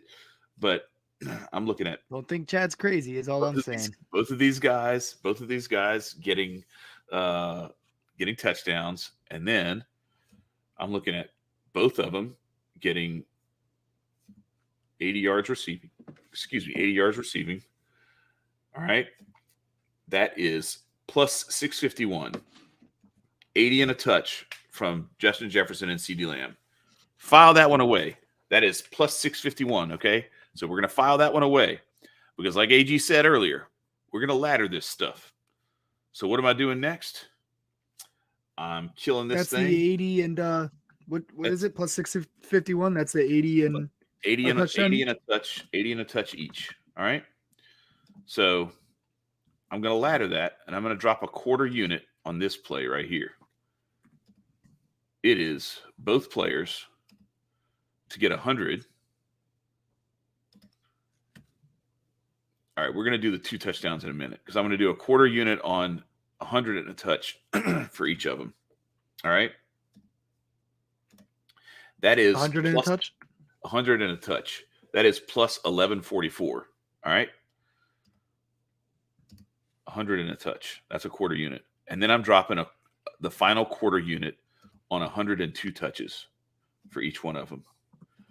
This is the Alpha Dogs just haymaker after haymaker play. It is plus 98.52 for 102 touches for CeeDee Lamb and Justin Jefferson. So there you have it. My case there is. So you're doing these two guys. You're doing a half on the first one, a quarter on the other two. Yeah, a half on the first one, a half on 80 and a touch, and then a quarter unit on each of the other two. The other 100 two, and a touch, and 100 and a touch, and 100. Yeah, go ahead. I didn't mean to cut you off. So that way, so that way is as it goes up. Now, you're obviously, you're asking quite a bit just for that first one to hit, right? 100 or 80 and a touch is still to get it for both of them. But that's why we're going after something that's 5.5 to 1 odds. So that's my play for that game. It's a big swing for the fences, but that's a chance for us to really pile up the units here today. So what you got on this one? Because I think this could be one of those epic matchups. I like the over in this game, but I think it's worthy of maybe teasing it down a little bit so that you give yourself a little bit better of an opportunity to hit it. But I just think both of these teams are, in Minnesota's case, they are jockeying for playoff positioning at this point, where like if they can somehow end up with a better record than the Eagles, they've got the number 1 seed, they've got the bye, they've got all this stuff going, home field advantage throughout the playoffs. There's a lot on the line for them to win this game. And then Dallas is trying to stay alive in the playoff hunt and jockey for positioning in the NFC East, because I think the Cowboys at 6-3 with Philadelphia losing to Washington on Monday, I think Dallas is still looking at this as though like, hey, we could actually still win this division. They still have that game in Dallas, at the end of the season against Philadelphia. If they can keep winning and Philadelphia stubs their toe a couple more times and it sets up for that game being a winner take all for the division, they're right there. And then if the Giants win, the Cowboys are even hungrier, because now they know they're going into that matchup with the Giants next week, like we talked about before, and it's a big matchup for them. So I see this being both of these teams, Minnesota and Dallas, throwing haymakers at each other all day, and I see them. What you typically see in a matchup like that is you go to leverage, and the best leverage each of these teams has is CeeDee Lamb in the passing game for Dallas and Justin Jefferson in the passing game for Minnesota. So I'm pushing a significant amount of chips in the middle of the pot for that. I'm gonna tell you on that for sure. I'm definitely gonna tell you on that for a unit, and it's a nice ladder. That 2 touchdowns, 100 yards one is like, well, the thing is about that is if they both get 2 touchdowns, it's probably going to come at least one of those on like long plays for each, right? And you're going to hit the 100 yards for sure. Yeah. So like the hard part in that one is going to be the second touchdown, because if they're getting 2, they're hitting 100 yards. You would think, and hopefully I didn't just jinx that. But, well, and if you want, I like this. I like this for sure. If you want to set yourself up for the easiest path to success, just to make sure that you've got a little bit saved on the side, you can go for this little. It's minus 154, but that's 60 yards each and no touchdowns. That's minus 154 for that parlay. You could kind of put a unit on that and just be like, all right.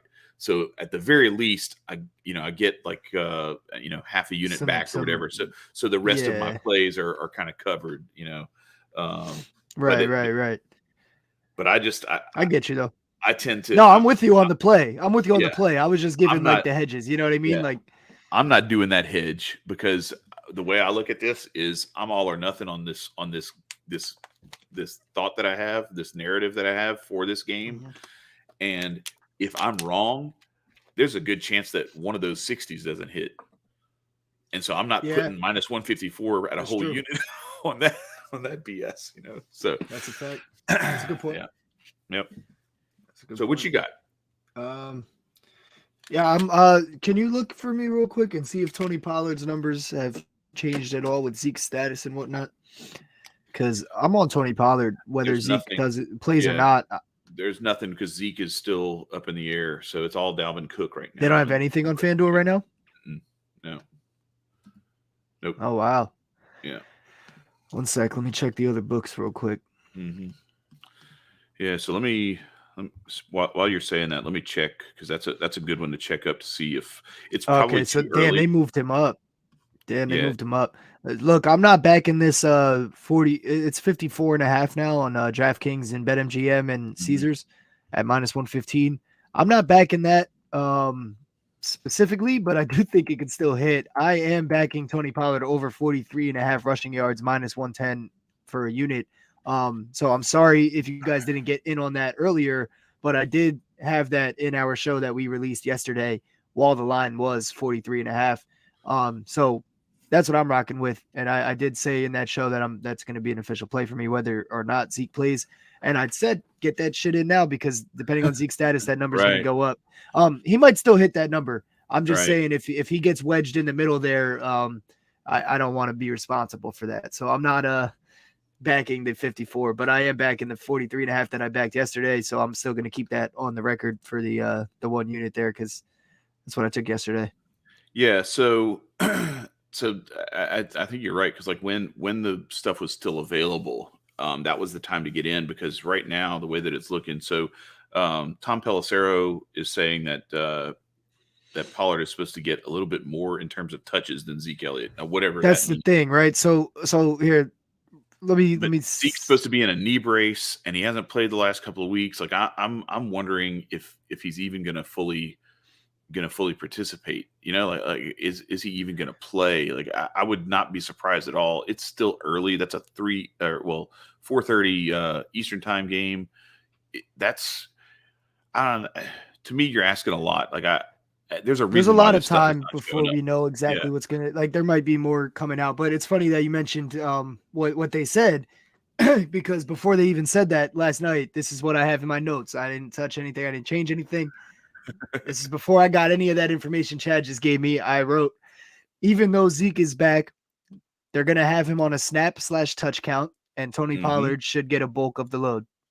Yeah, Pause. And to me, to me, that's an even bigger reason for me to go even harder at the CeeDee Lamb play and the Justin Jefferson play. Like I'm looking at that because I don't know. I got a feeling. And the other thing is too, like we've seen it where how many times have we talked about Justin Jefferson and then we've talked about the corner who's going to be guarding him and who's going to be there and who, and it doesn't matter. It doesn't matter. If anything, I think if he's got Trevon Diggs following him around, he's going to be doing everything he can to torch him.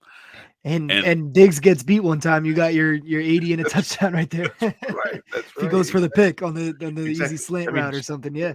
Jefferson is just so good.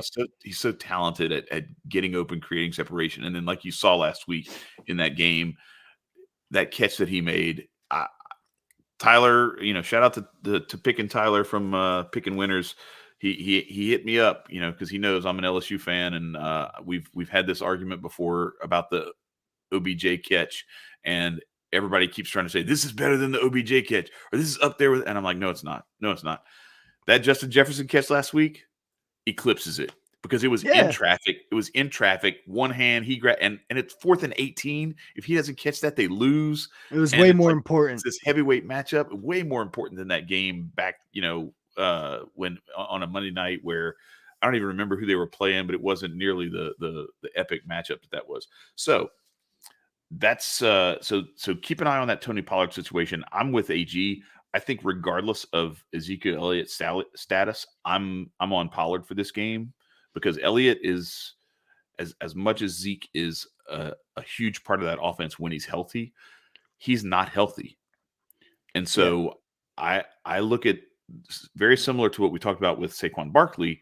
I could see them taking discretion and saying like, all right, look, we're going to kind of get you back into it, but we need to keep you fresh and make sure you don't aggravate this thing. Don't inflame anything.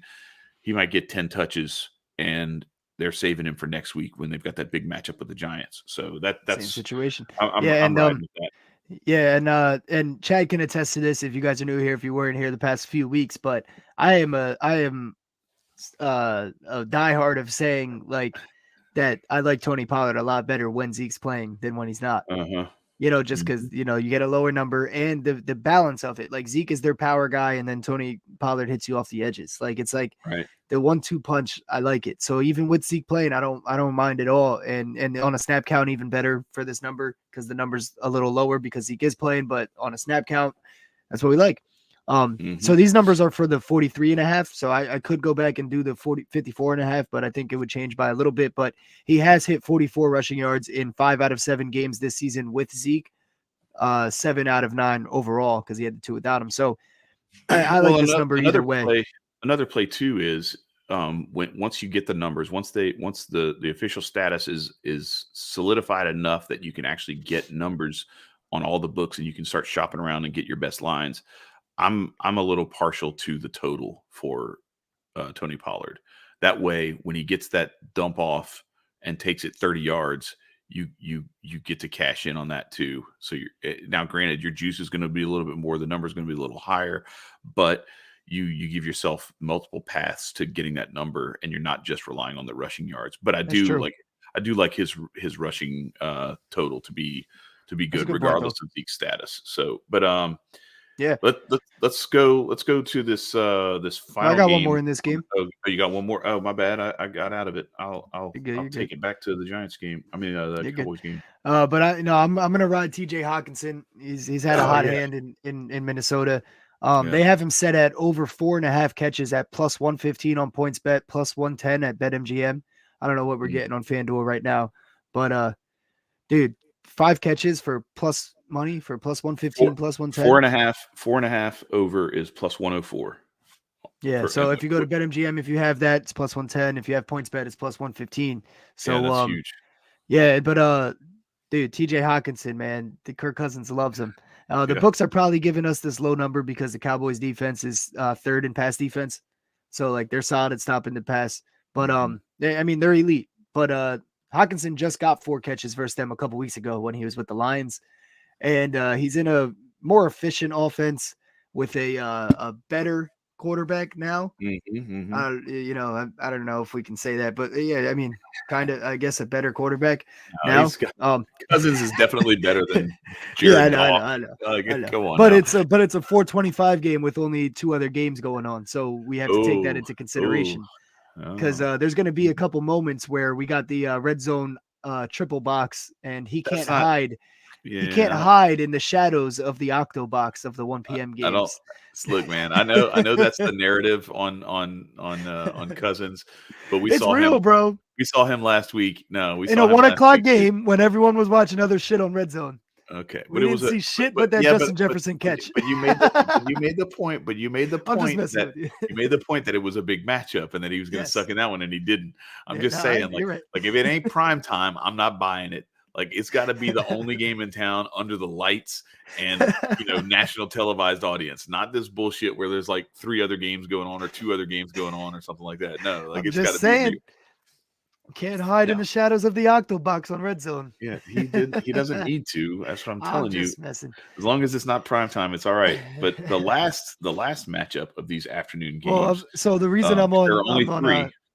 The reason I'm on Hawkinson though is damn, Chad, like, let me get my shit, I thought you were done here, bro. I thought you were done, bro. All right, my bad. No, but go. It's got a better quarterback now. Tight ends have had at least 5 catches versus the Cowboys, 5 out of 9 games. And Hawkinson's 2 games with Kirk Cousins so far with the Vikings. He's had 10 targets and 9 targets, 7 catches, 9 catches. I mean, if they target him at least 7 times, he's getting 5 catches here. The way I look at it. This is a really good pass defense, but they're going to have a lot of attention on Justin Jefferson with the game he just had. So I like Hawkinson, Kirk Cousins, drop it off. There's going to be some pressure, quick routes from the tight end, hot routes, things like that. I just see him getting catches. I don't know if he's going to hit his yards. His yards mark is like 44.5, which is favorable. Yeah. So, I wouldn't mind you taking that too if you're on a book where you can't get receptions or anything like that. But I think there's a chance also that he gets like 5 catches for like 37 yards or something just from like quick reads. 46.5 on FanDuel. I'm just scared that he could get a couple quick reads instead, so I'm going with the catches. Plus, it's juiced up for us in our favor with the plus money, so I'll take that. And that's a good, and I like that as a good backup too for the Jefferson CeeDee Lamb plays that I have, because I do think that first of all, I think he's going to be effective, and that number is both of those numbers, the catches and the reception or the receiving yards, is are very doable. I also think that the more effective he is, the more it opens up that Justin Jefferson stuff, because then you've got to honor him with some of that safety help and linebacker help, and you can't bracket Jefferson as easily. Is that all you got for this one? I mean, not let me not step on your toes again. Yeah, but, that's it. All right. Yeah, that's it for that one. You can go over to the new one, but I want to update on this Zach Wilson Jets play. They underpass attempts. Yeah. Okay. So I'm watching NFL Game Day right now. Right. And NFL Network's doing their fantasy thing, and their fantasy expert that Chad and I know are not or either experts at showing the wrong information, or I think NFL Network has some better stuff than I just hate Matthew Berry because they just had a chick up here, or I don't know if it was a chick actually. The name sounded like a chick, but I'm not listening obviously. So they had somebody talking about Garrett Wilson being the sleeper of the week in fantasy. Mm-hmm. And so he's going to go off for like 6 catches and 100 yards and a touchdown. So we're right on the money with Zach Wilson not throwing the rock, because the NFL Network is shilling out a passing game from the Jets against this Pats defense. So we're looking good so far. Now we just got to wait till FanDuel murks all of our parlays. All right. So speaking of wild prop plays to throw out there, I'm going to go with Minkah Fitzpatrick under 2 blocked kicks in this game with the Bengals and the Steelers. Because it's under, right? If he doesn't play. My point is, he had 2 blocked kicks in their first meeting, and a pick, I think. and that's the reason why Cincinnati didn't win that game and start off the season 1-0. Cincinnati has since turned things around, and they're playing much better. Forget that ugly loss in the dog pound a couple of weeks ago. They've got the ship back pointed in the right direction, and they are ready to set sail. They're playing in Pittsburgh. Pittsburgh is a 3.5-point dog at home. Normally, I would say, man, I don't like these home dogs like this, but in this case, I like the fact that Cincinnati lost that game earlier in the season, and that they are starting to get things back together. No Jamar Chase. He's out of crutches. He's supposed to potentially come back next week, but Cincinnati is in position to still win that division if they can get things going. And they're only a game behind Baltimore, and they're still on the outside looking in terms of the playoff picture, but they are starting to get things pointed in the right direction. And I think one thing, and we've talked about this before, and I think this applies to like what we were saying about the Bills earlier.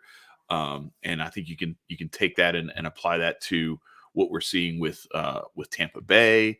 And now you're seeing it somewhat with Cincinnati, where these teams that have been to the Super Bowl have had that playoff run. And I know Cincinnati was kind of a flash in the pan in a lot of people's eyes, but I think there is a little bit that you learn from going through that gauntlet. And then also some of the reserve that you have to kind of build up for recognizing, like, okay, that was a long season playing, into February. And so as long as you start playing your best football now, the second half of the season, and you can still pile up enough wins to get into the playoffs. Once you're in the playoffs, it's anybody's game. And yeah, you want to be positioned to have home field advantage if at all possible, but you got to get in the dance first. And I think Cincinnati, as good of a story as it has been to see Pittsburgh, with some of the upsets that they've had and some of the play that they've had recently, they're still they're talent deficient compared to this Bengals team, even without Jamar Chase, who's supposed to come back possibly next week.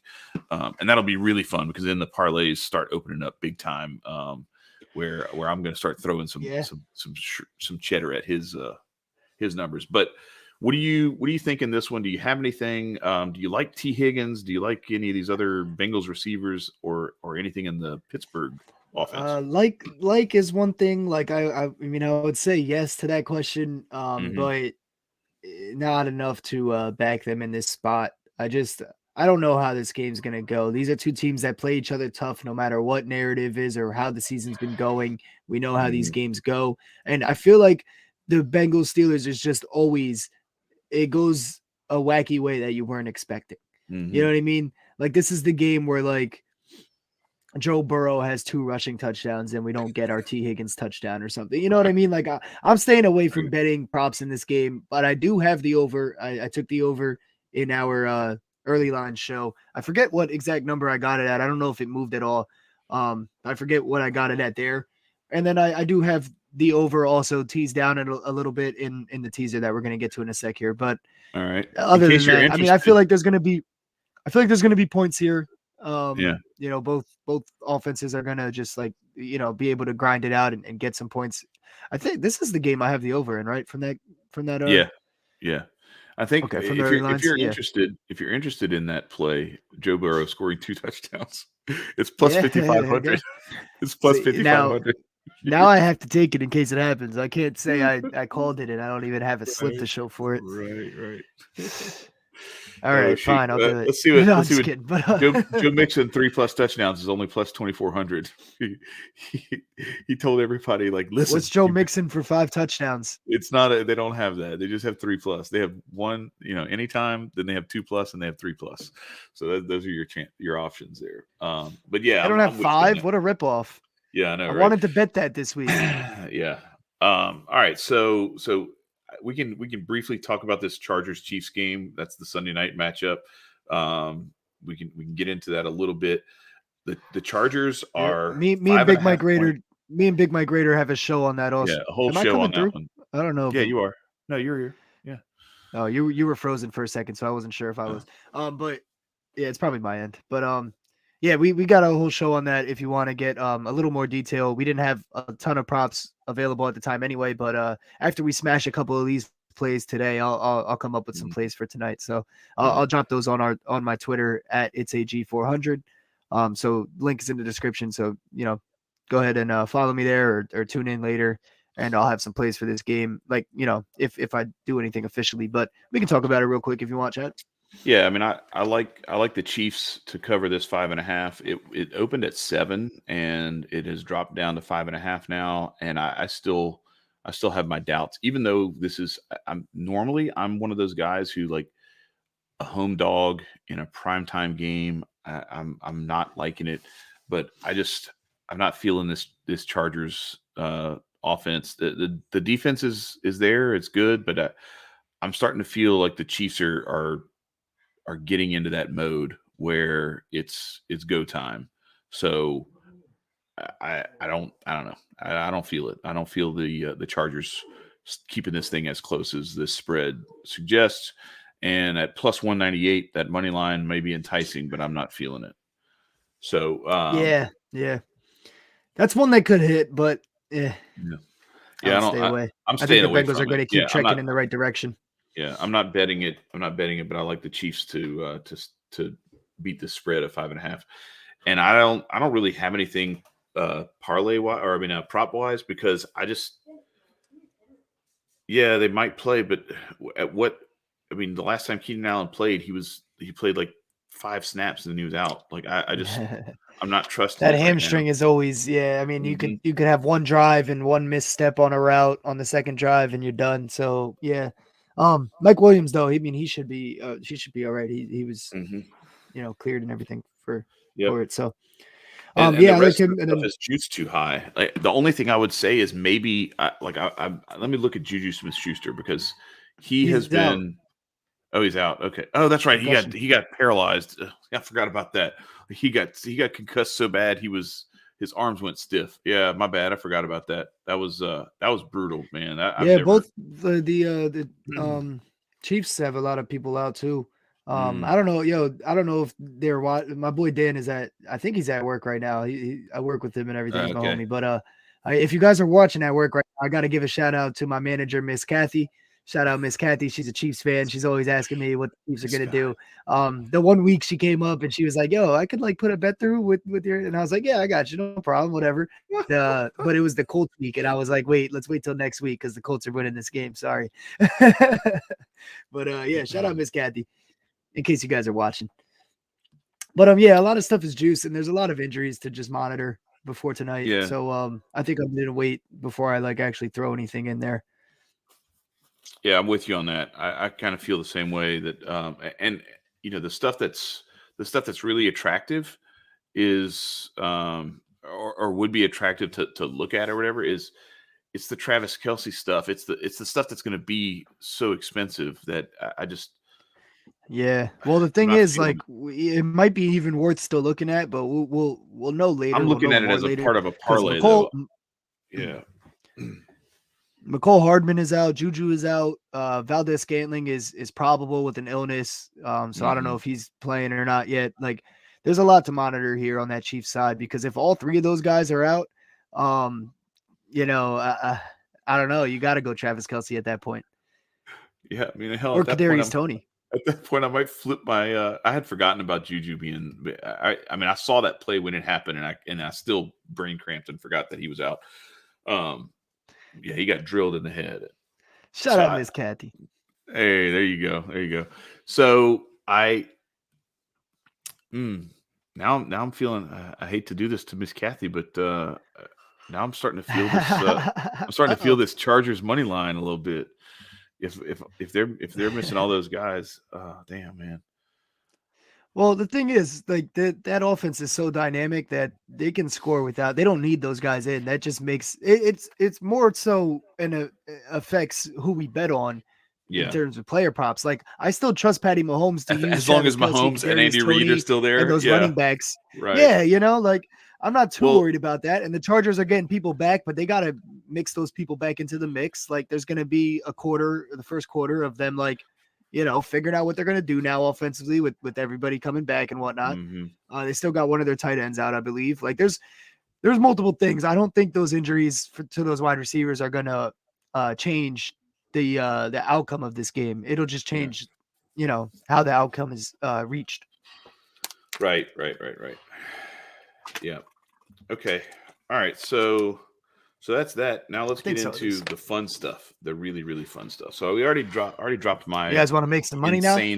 Yeah, I already dropped my insane parlay. Let's see what AG has for us because he's got some wild stuff up his sleeve, and let's get into it. I'm gonna just too wild, and let you drop your screenshots up there.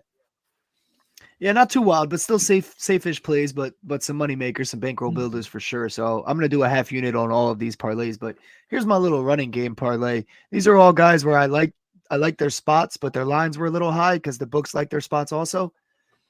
So that's why I just teased them down and parlayed them together. Hopefully they all hit. It's plus 446 for 4 legs here. We got Michael Carter, 40 plus rushing yards, David Montgomery, 60 plus rushing yards, Devin Singletary for 40 plus rushing yards, and Dalvin Cook for 60 plus rushing yards. I think that can hit pretty easily. We're juicing all those numbers down a little bit for us and putting them together to juice the odds back up. So, I like it. Next, plus 446 on that one. No, I'm not going to do. No. I'm just going to let you do your thing. I got you. The odds might be a little different in real time, but right. But no, because it takes up too much time. And then it's behind your screenshot anyway. So just go ahead. Yep. And then here's my receivers, guys. One same situation where like I kind of liked all these spots. I just didn't like the numbers that the books were giving you because the books like the spots too, and they know what's coming. But AJ Brown, 70 receiving yards here. I think that against this Colts defense, he matches up well where he'll be able to hit his like signature slant routes across the middle, things like that, and get some yardage that way. Maybe break some tackles. Like this defense isn't good at all. So I feel like he could get 70 on a quick slant route that he just takes to the house. Amon-Ra St. Brown, we already talked about him and why we expect him to have a good day. And I told you guys I just didn't like his over under 75.5. He could very easily go for 100 today or 90 and hit his over total anyway, but I'm playing it safe with the 60 just in case. Stephon Diggs, we know that that he's going off. Like that's just what he does. That's Josh Allen's favorite guy. He is having an absolute crazy season. 80 yards is all we need here. He's shown that he can hit that by halftime in some games. So I like it. And then CeeDee Lamb 60 yards. I'm right with you on right with Chad on this one with CeeDee Lamb's matchup and how he fares. I could have put Justin Jefferson in there too instead of CeeDee Lamb, or I could have put both in there, like either or at that point. They'll both probably hit 60. So I like that for plus 481 as well. Yeah. So back to that. While you get a little drink of water. Hey, you hear this shit, right? Back to that matchup between Justin Jefferson and CeeDee Lamb. So it's not just Jefferson and CeeDee Lamb. It's also Patrick Peterson and Trevon Diggs. Like, both the guys wear number 7 in that secondary for their respective teams. Both guys are very, very outspoken. They like to talk shit. They're very proud of where they are in their craft. And those receivers feel the same way. So this is going to be one of those good on good, like, all right, you can hit fastballs. I'm going to give you my best fastball, that sort of thing, where it's like that no one is going to back down from these matchups. And I think that it's just a matter of whether those quarterbacks are going to trust those receivers to do their thing in those matchups. And if you've watched this season, Dak Prescott loves to go to CeeDee Lamb, and Kirk Cousins loves to go to Justin Jefferson. So they are not shying away because those guys are drawing the best matchup every week anyway at corner. So this is a week in and week out thing. Yeah, exactly. So this is not like don't overthink this. Don't outsmart yourself on this and say like, oh, I don't know, they might go with other options to, because there's going to be so much focus there. Nah, man, it's worth the odds to me. The odds are so amazing in those in those parlays that I put together. And this one's a good one too, because this one is taking like a softer approach at each of these matchups. But you still end up with a 5-1 odds play when it's all said and done. So I like it. Yeah, exactly. And then I got a couple touchdown parlays for you. We got to go back to the touchdown well. Absolutely. After what we did last week, where we hit both of our touchdown plays that we gave out. One of them was $25 to win $143. Not too crazy, but profit. And then the other one was the big one, $25 to win $453. We went 2 for 2 on those touchdown parlays last week. Let's go 2 for 2 once again. Let's start you off with this one. David Montgomery, he's a minus 110. We know that. So the Bears have been passing a lot in the red zone lately, but one thing that's interesting is the Falcons are not allowing a lot of red zone passing touchdowns. People are running it on them, and we're playing off the narrative of Justin Fields not wanting to run the ball as much as he has been the past couple weeks. Feed David Montgomery when you get to the red zone. Khalil Herbert is out, so we don't have to worry about the Khalil Herbert stealing a touchdown. Maybe the next man up we have to worry about, but I'm not. They trust Khalil Herbert obviously more than whoever the next man up after that is. So I don't think anybody's going to steal the touchdown from David Montgomery unless it's Fields today. And I mean, this is a game where both teams can put it on each other. So I think that there could be multiple touchdowns down there rushing where Justin Fields gets one, David Montgomery gets one, the other guy gets one. It can definitely happen. Then we're rocking with James Robinson over Michael Carter. James Robinson just has a knack for finding the end zone. And I think they're going to be feeding both of them pretty evenly throughout the game, try to keep a balanced offensive attack there in the run game at least. So I like James Robinson. I think there's going to be a lot of opportunities. James Robinson and Michael Carter might both get one today. And James Robinson had the better juice, so I went with him. And then Nick Chubb. I don't really need to say anything for that one, right, Chad? Nothing at all, man. It's Nick Chubb every day, all day. Yeah. That's an auto.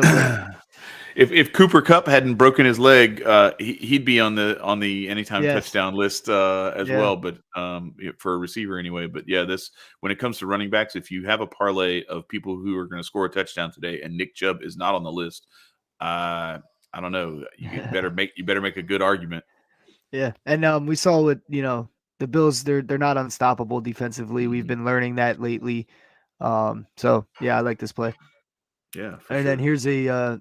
My bad. Here's another one I like. We've been talking about Amon-Ra St. Brown for the last 2 hours. Why he should have a big day against the Giants. The Giants have allowed some really big games to wide receivers this season. and touchdowns along with it. I think DK Metcalf and Tyler Lockett both scored against them a couple weeks ago. We don't expect much from the Texans, so I'm not going to talk about that there. But in general, they allow big games to these alpha, actual like really elite wide receivers. Even the more average or just a slightly above average guys now Mooney have big days against this team. So I like Anand-Ra for the touchdown. Dameon Pierce, he's due. Anand-Ra St. Brown is due also. But Dameon Pierce is due. He hasn't scored a touchdown in a couple weeks. He's only got 3 on the season. He is an absolute dog. And like we talked about earlier, I expect them to try to ground and pound, both teams to ground and pound. I think Dameon Pierce finally punches one in again this week. And then TJ Hawkinson. Kirk Cousins loves the guy. He's been his security blanket. He's getting 10 targets a game with the Vikings. 9.5 technically, but so I like one of those, 2 of those, 3 of those to come in the red zone, in the end zone, and him to catch at least one of them. And it would be his first touchdown as a Viking. So that's probably a point of emphasis to get him into the end zone as a Viking for his first one, especially in a big primetime matchup here. I mean, I know it's not primetime, but it's essentially primetime with it being the biggest matchup on the 425 board. And it's probably going to be the televised game for at least, most of the world. So, yeah, I like that as well. Plus 13-11. You can't beat that. No.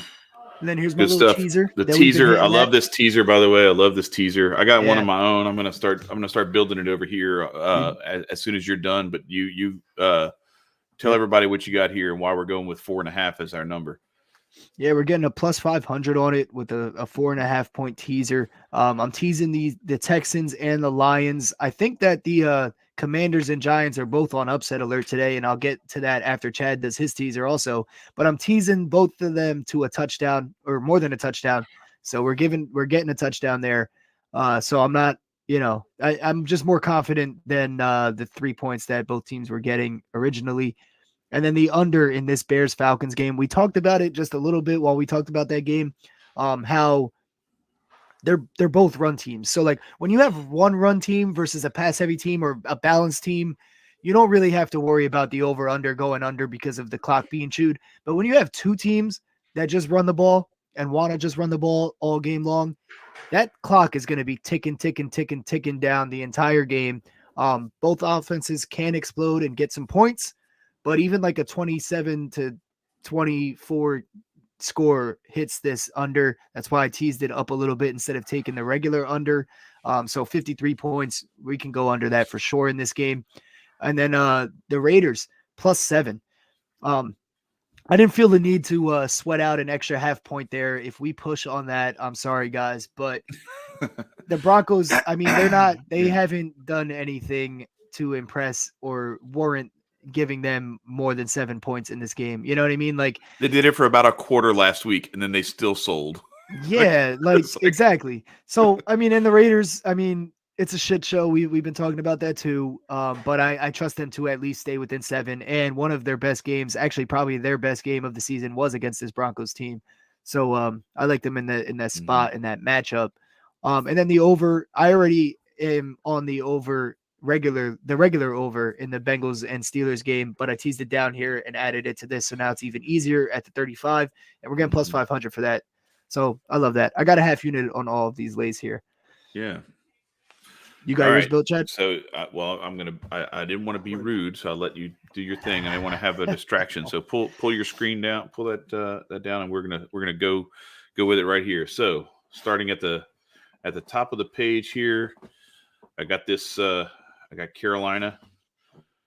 We're gonna go with the Colts here against the Eagles. We're gonna go with the Jets, and I'm gonna show you what we're gonna do with we're gonna go with the Commanders. I'm sorry, with the Texans against the Commanders. Skipping that one, we're gonna go with the Bears. And what else do I have? Oh, Minnesota and Dallas. I got Minnesota, and then I'm going to this Arizona San Francisco game. All right, so we're gonna tease this one. So this parlay just by itself, we're at what was it, plus like 6,000 or something like that. So I'm gonna tease this thing up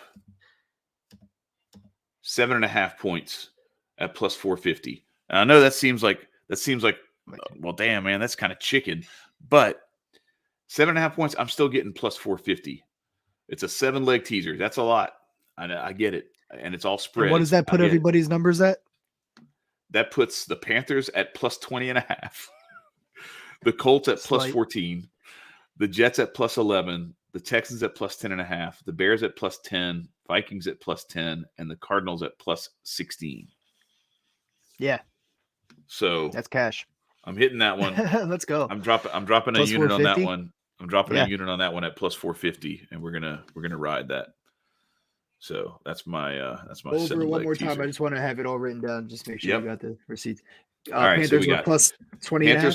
Panthers plus 20.5, Colts plus 14, Jets plus 11, Texans 10.5, Bears and Vikings plus 10, and the Cardinals at plus 16. So the only one of these that is under 10.5 points is the Bears and the Vikings, and those are games where I think we're expecting both of those games to win outright. So what was the Eagles number? Getting 10 points. Eagles number the Colts was plus 14, and then the Cardinals plus 16. Gotcha. All right, we're locked in. Cool. 1, 2, 3, 4, 5, 6, 7. Cool. All right. Yeah, you're right. We do expect. Well, a couple of those teams are on upset alert, in my opinion. Yeah. So right. The Texans also. Get into that real quick when you're done. Vikings, Bears, Texans, Jets are all. I have all of those on. Like these teams could actually win these games straight up. Yeah. So that brings us to my upset alert play here. Hey, now I round robin this. Now this isn't like a person. This is like a personal recommendation. Like I'm not putting this to my numbers regardless, even if it hits. I just I wanted to recommend this to you guys because I personally think that all of these teams are the upsets that we're looking at for this week. And you could argue that some of those are barely even upsets. Like the Bears aren't really an upset if they win. The Texans aren't necessarily an upset. The Jets aren't. The Colts would be, and the Lions would be just because of how good the Giants are playing. But like I threw the Colts in there just as like a flyer, just in case. But that's why I round robined them with. So I only need 4 of these to hit in order to hit the bet. But just in general, those are the teams that I lined up for this week that I think could possibly lose this game. So, all right. And other than that, or I said teams that could lose this game, but favorites that could lose. The favorites that could lose. Dogs. And then dogs that are barking. Yeah. We also still have a free $50 from FanDuel from the Thursday night promo. Touchdown. Yeah. So I'm gonna start getting cooking on that, and I'm gonna release that on Twitter. I think we should just go for it all, right? With like 2 players to score 2 touchdowns with $50 on it. Yeah, I was actually thinking about that. Like, what would we look at as the guys who, because it's been some Give me 2 seconds. I'll be right back. Plays like Travis Etienne and some other stuff with Joe Mixon. Like it's these people who nobody expects to show up and actually get that done, who have been getting it done. So I was actually thinking about this, and while AG steps away, I'm going to pull the screen back up here and go through a couple of these plays with you guys. So I actually think, crazy as this may sound, not that game. Where's that Jets game? That's what I was looking for. Here we go. Jets Patriots. So a 2 touchdown scorer. I could see Michael Carter being the guy. James Robinson is like they're split, but again, this is one of those. What we're looking for is not the obvious ones, because what we've done is we hit that big Derrick Henry play a few weeks ago, and then there were some other ones where we kind of missed out on some other multiple touchdown guys, and then we started swinging. We were trying to go Kenneth Walker. We were trying to go with Saquon Barkley. Some of the usual suspects, Nick Chubb. And it's kind of bitten us in the ass because you're having to pay a lot of juice to get these guys. Like you're not getting great odds because Nick Chubb to score 2 touchdowns in a game is going to be in like the plus 500 range. Whereas, like this one, Michael Carter is at plus 1,500. And granted, it's a long shot, but if I start building a parlay with like Michael Carter and let me think of somebody else. Let's go like Brian Robinson, for instance. I go with that as my double touch parlay. We're at plus 14,300. So just to give you like, and I would not recommend betting a full unit on this, but even if you did, a $25 bet wins you $3,500. You know what I'm saying? Like I'm just like that's one of those. I'll drop $5 on there and win 700. You know, I'm actually going to make that play today. What we're looking at with something like this is we're looking for our best bang for our buck, and we're going to have to kind of go wild. AG, while you were away, while I was explaining, is when we hit with that big Derrick Henry play a couple of weeks ago, like 3 weeks ago. We started looking at trying to identify, and we had Alvin Kamara put up 3 touchdowns, and we were looking at these plays where, okay, well, who's going to be the multiple touchdown scorers this week? And we went to some of the usual suspects, Nick Chubb, Kenneth Walker, Saquon Barkley types. But the odds aren't great on those. Like you're getting closer to 50-50 on them scoring a touchdown, and then scoring 2, you're only getting like +4, maybe +5 or 600. I've identified Michael Carter and Brian Robinson as my 2 guys that I'm going to parlay together as a this is not an official play, but this is just one of those things that I'm going to go drop $5 on this because it's plus 14,300. If those 2 guys each score 2 touchdowns, I'm looking at $5 turning into 715. So I'm saying that because look at what we've seen. None of us looked at and said, you know what? I'm going to go with Joe Mixon, and he hangs 5 on us. I don't know how many people said, let's go with Travis Etienne for 2 touchdowns. You know, like we had him for a touchdown, but not 2. So there's some of these plays where I look at it and I'm like, okay, some of the stuff that's been going on lately, it has not been ever since the Derrick Henry, Travis Kelce, big time multiple touchdowns. What we got here? I can't hear you. You're muted, bro. My bad. I locked it in. You locked it in. Okay. You locked in Michael Carter and Brian Robinson? Immediately. Not with the $50, not with the free $50, but I put a little half unit on that real quick. Yeah, right. Oh, I like that in with the half unit. Yo, damn. You want to identify? Well, yeah. I mean, all right, so let's identify. Let's identify. You want to identify 2 more and do another half? Yeah, let's do that. And then we still have the 50 that we're sitting on. So I'm gonna let you seek and destroy here because I did my damage. Yeah. All right. Because like the easy thing would be to go like, all right, Jonathan Taylor and somebody else who's like Jonathan Taylor, I get where you're going. And Austin Eckler or something like that. Like Christian McCaffrey and I love whatever. It, I love the way you went with it. Yeah. Let's see. Are we sure there's even going to be 2 touchdowns in the Rams Saints game? Can we use that game or no? I mean, I like your Alvin Kamara play. Like that might actually be low key, like a nice little swing for the fences. Let me, dude. I don't know. See where that is. I can't believe we've talked about the Saints Rams game this much. Well, we just keep bringing it up constantly about why we're not going to talk about it. See, this is what's crazy. So Kamara to score 2 touchdowns. He scored 0 touchdowns in all but 1 week. And he's plus 650 to score 2 toutouchdowns. So I'm not using that.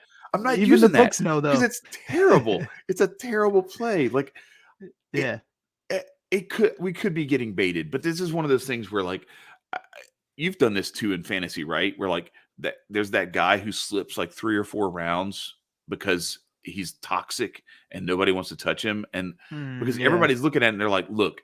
He may very well be the number 5 running back in the NFL this year. He may score 15 touchdowns this year, but he's not going to do it on my roster because I'm not taking that. I'm not wasting that draft spot on that guy because he's continuously disappointed us. So in this case, I'm not taking the bait. So what do you think? What are you seeing?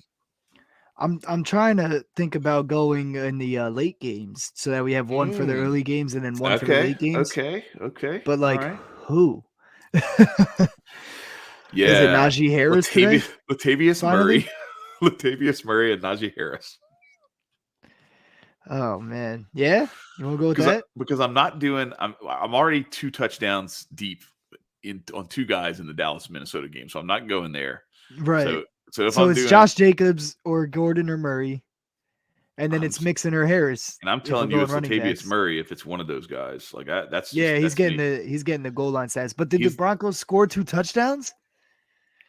I like the Raiders to score more touchdowns more than I like the Broncos to score 2 touchdowns. Well, all right. So Josh Jacobs is plus 750. Latavius Murray is plus 1400. That's what I'm saying. So what I'm saying is when I'm doing this, all right, I get you. Yeah, I'm going for the bang for the buck. I'm going for the stupid thing, you know. And then what's the Joe Mixon compared to Najee Harris looking like there? Yeah, let's look at that. And I hate that I talked you into picking a guy when this is supposed to be your play. No, Najee, but I was lost. Yeah. I needed your guidance. Najee is plus 1,000 and Joe Mixon is plus 500 to score 2. Yeah, see, all right. So let's go Latavius Murray and Najee. Because I was already thinking Najee, and then I looked at his numbers and I'm like, damn, he only has 1 touchdown all season. That play is better than mine. That one is $5 wins you $820. There you go. All right, so I'm throwing those out. Well, not we're not recommending a half unit here. We're fucking making some flyers here. I'm throwing $5 at each of these. That's what I'm doing. Just to make some bucks. So because let's do it. If one of them hits, it makes my whole season up to this point. With the other wins that we've had, it makes it to where I'm like, okay, I can just play with house money. Now we can just fuck around and throw units at stuff like this next week. I can play with house money for the rest of the season. So yeah. What was the first one we did? Carter and who? I locked it in so fast. Michael Carter and B-Rob. Yeah, and B-Rob is actually the part that takes it down a notch. If it were a less obvious guy, it would probably be higher than that. But so I got to remember because I got to go back and make sure I play all these because I don't play them on the show. I got it all written down, so I got. I'll share this with you. Make sure you send it to me. Yeah. I got you. This is what we do, people. This is what me and AG do. We just sit here and we build this stuff. Hopefully, you're building with us. Hooked up and build because we're out here trying to help you get your bread up. You know, if you've been rocking with us all along, your bread is up. So keep it going. We got a Saints OGP. They're sent. They know to avoid that game. That's why they're sending it out. They're like, listen, guys, we're desperate. Will you please come? We need somebody to put some money on this game.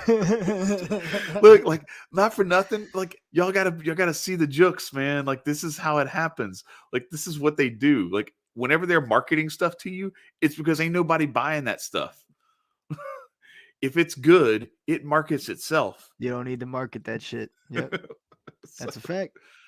That's a fact. Every time they put one of these plays for you. Every time they put one of these plays together for you, it is bait. Yeah. And sometimes it'll hit. You know, they got to get you. They got to get you every now and then so that you can have FOMO and be like, "Well, I'm not missing the next one." Yeah, that one hit. Well, because if you don't, then if they don't let any of them hit, then if they were all losers, everybody'd be then the jig is up. Onto it. Exactly. Then the jig is up. So you got to hit like 25% of them and make everybody think it's good. And this is how they move on us, people. This is how they move. Yeah. Mm-hmm. We're just bringing you to the light here. We're just telling you the truth, how it is. I still go back to the well. I still go back to the well all the time of that Justin Herbert. Yeah, he was minus 800 to throw a touchdown, and they teased it to plus 100. They boosted you. They're like, listen, all he has to do is throw one touchdown. You know how many people probably put a rack on that?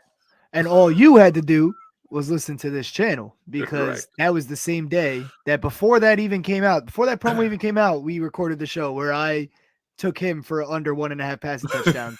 I didn't expect him to get 0, but I was fading him in general. Yes. You know? So. And sure enough, I didn't call 0. I'm not going to try to take credit for that, but I took the under on the passing touchdowns before they even did that promo. And as soon as they did that promo, I was like, let's go. Let me just say this though. The people who saw that and were like, oh my gosh, there's no way he doesn't throw a touchdown tonight. Free money. I'm putting a rack on that. Who's better off? That guy or the guy who put $10 on AG's minus 1.5? Right. The guy who put $10 because he made $10. Yep. And the other guy lost a rack. Yep. So there you go. And that thing wasn't even juiced. That under was juiced in our favor because the over was the one that was juiced. But it was plus money. That's right. Yeah. What should we do with this last $50? Should we waste it on today's NBA or NFL slate? Like, I gotta see how long until it expires. Yeah, I forgot. You're still trying to burn this. You got this $50 burning a hole in your pocket because it's free money that goes away. Yeah, so like should I just fucking ball out on like a first touchdown scorer parlay? Yeah. I mean, look, low or key, should we pick like one guy that we haven't? If I had put in money, anything else yet. No, but so if I had that money, I would actually take it on one of those teasers and drop it there. But like, yeah, so like you're saying like take this free $50 bet and put it on somebody who we haven't done anything with yet. Like touchdown scores that we haven't done. Like we can go Ramondre Stevenson for a touchdown, and then we can go, Terry McLaurin or something. Like, you know what I mean? Like we can go around what we have been saying so that maybe if we've been wrong about everything else, we maybe hit this one instead or something, like that's what I'm kind of thinking, because it's a free $50. Like this, it either disappears or we take a gamble with it. So I'd rather take a gamble where instead of going $50 to win $100, it's a free $50. I want to go $50 to win 2 stacks. You know what I mean? Like So I'm thinking maybe like 6 or 7 touchdown scores from the slate today or something. God. Like something. Oh my gosh, you're throwing 50 bones and you're doing all right. It's not it is my 50. I spent it on the Thursday night game, but I'm just saying, like when I get one of those big free bets, I'm trying to make it because it's not cash. So like you only get the winnings back. You don't get the stake back. Yeah, right. So what I'm trying to do is I'm trying to be like, all right, let me make sure that I get $50 out of this or get some real money out of this. And so like that's generally the way I go, the way I lean with those things. But I don't know. You go ahead and shoot your shot. I'm not going to talk you off of anything else. What you got? Let's because we gotta wrap up here pretty quick because I gotta run. Yeah. Well, I could just throw that out on Twitter. Okay, yeah. But I mean, right now, so far, I got Miles Sanders, Ramondre Stevenson. What do you think? So far, okay. I like it. I was thinking Miles Sanders when we were talking earlier as a potential play. Go Cordero Patterson? We haven't done anything with Jonathan Taylor except for the but I don't want to bank on. I don't want to bank on him. Okay. And then if he, you know what I mean? Because if he just is getting stuffed, like actually, like I just don't want to bank twice. Like that, I want to make this the one where it's like, all right, if everything else was wrong, maybe this one hits instead. You know? Yeah, we saw that a few weeks ago with the Washington game. Yeah, with the Washington game, we saw that where like they ran him and he got stuffed by Jonathan Allen. So like it happens. What do you think about Cordero Patterson? I like CPAT. Yep, he was actually one I was thinking of too when we were talking about the Bears game. I went the other direction for that game, but him as at any time it's minus 115. So like you're going for some more. I mean, just those three right there is plus 744. What was it? Ramondre Stevenson was the other one. Yeah, right? Miles Sanders and CPAT. If those three right there is plus 744, that $50 wins you 372. But I feel like I could identify one more maybe. Devin Singletary. What? I mean, is it stupid to throw like Travis Kelce with all the other stuff that's missing from that offense? You know what I'm saying? Like, who say Devin Singletary? Stupid. Devin Singletary, but Devin Singletary went off last week, so he's one of those like I'm fading Singletary because he's another perfect example. He's the dude who got 2 touchdowns last week. Like what? Like what? Seriously, of all the people I would have put money on, like Devin Singletary was like 85th on the list. Well, we had that. We had that for one. We had him for one in that lay, so that was clutch.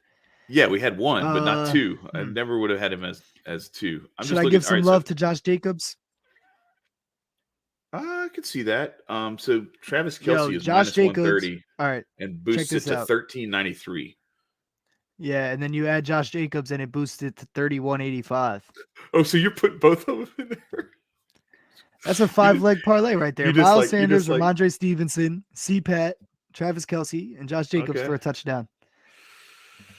$50, free $50 wager. Hopefully you guys still have your free bet.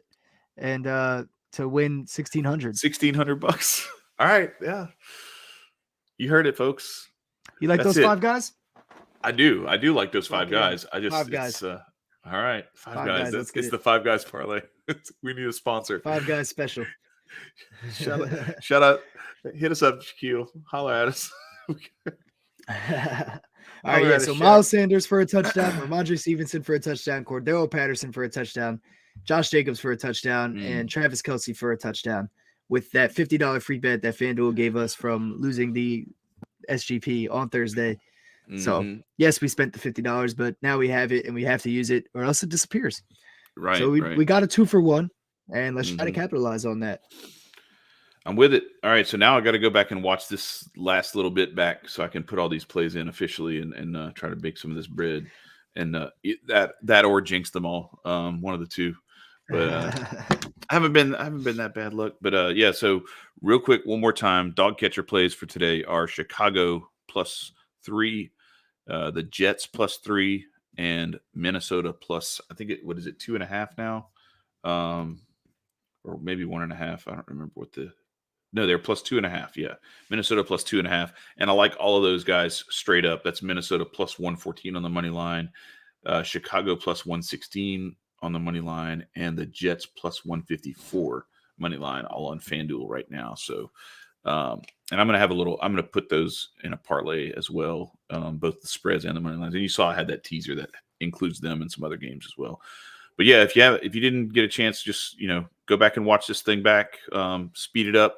So you can rifle through this stuff and check out the screenshots of what we're putting out there. But we got some good plays today. Let's go make some money. Yeah, I'll go throw some of the parlays on Twitter too for you guys. So all right, yeah, just there you go. Check me out on Twitter at itsag400, and I'll have it in the description box there. Word. All right, man. Happy hunting. Enjoy the games today. Peace, y'all. Peace.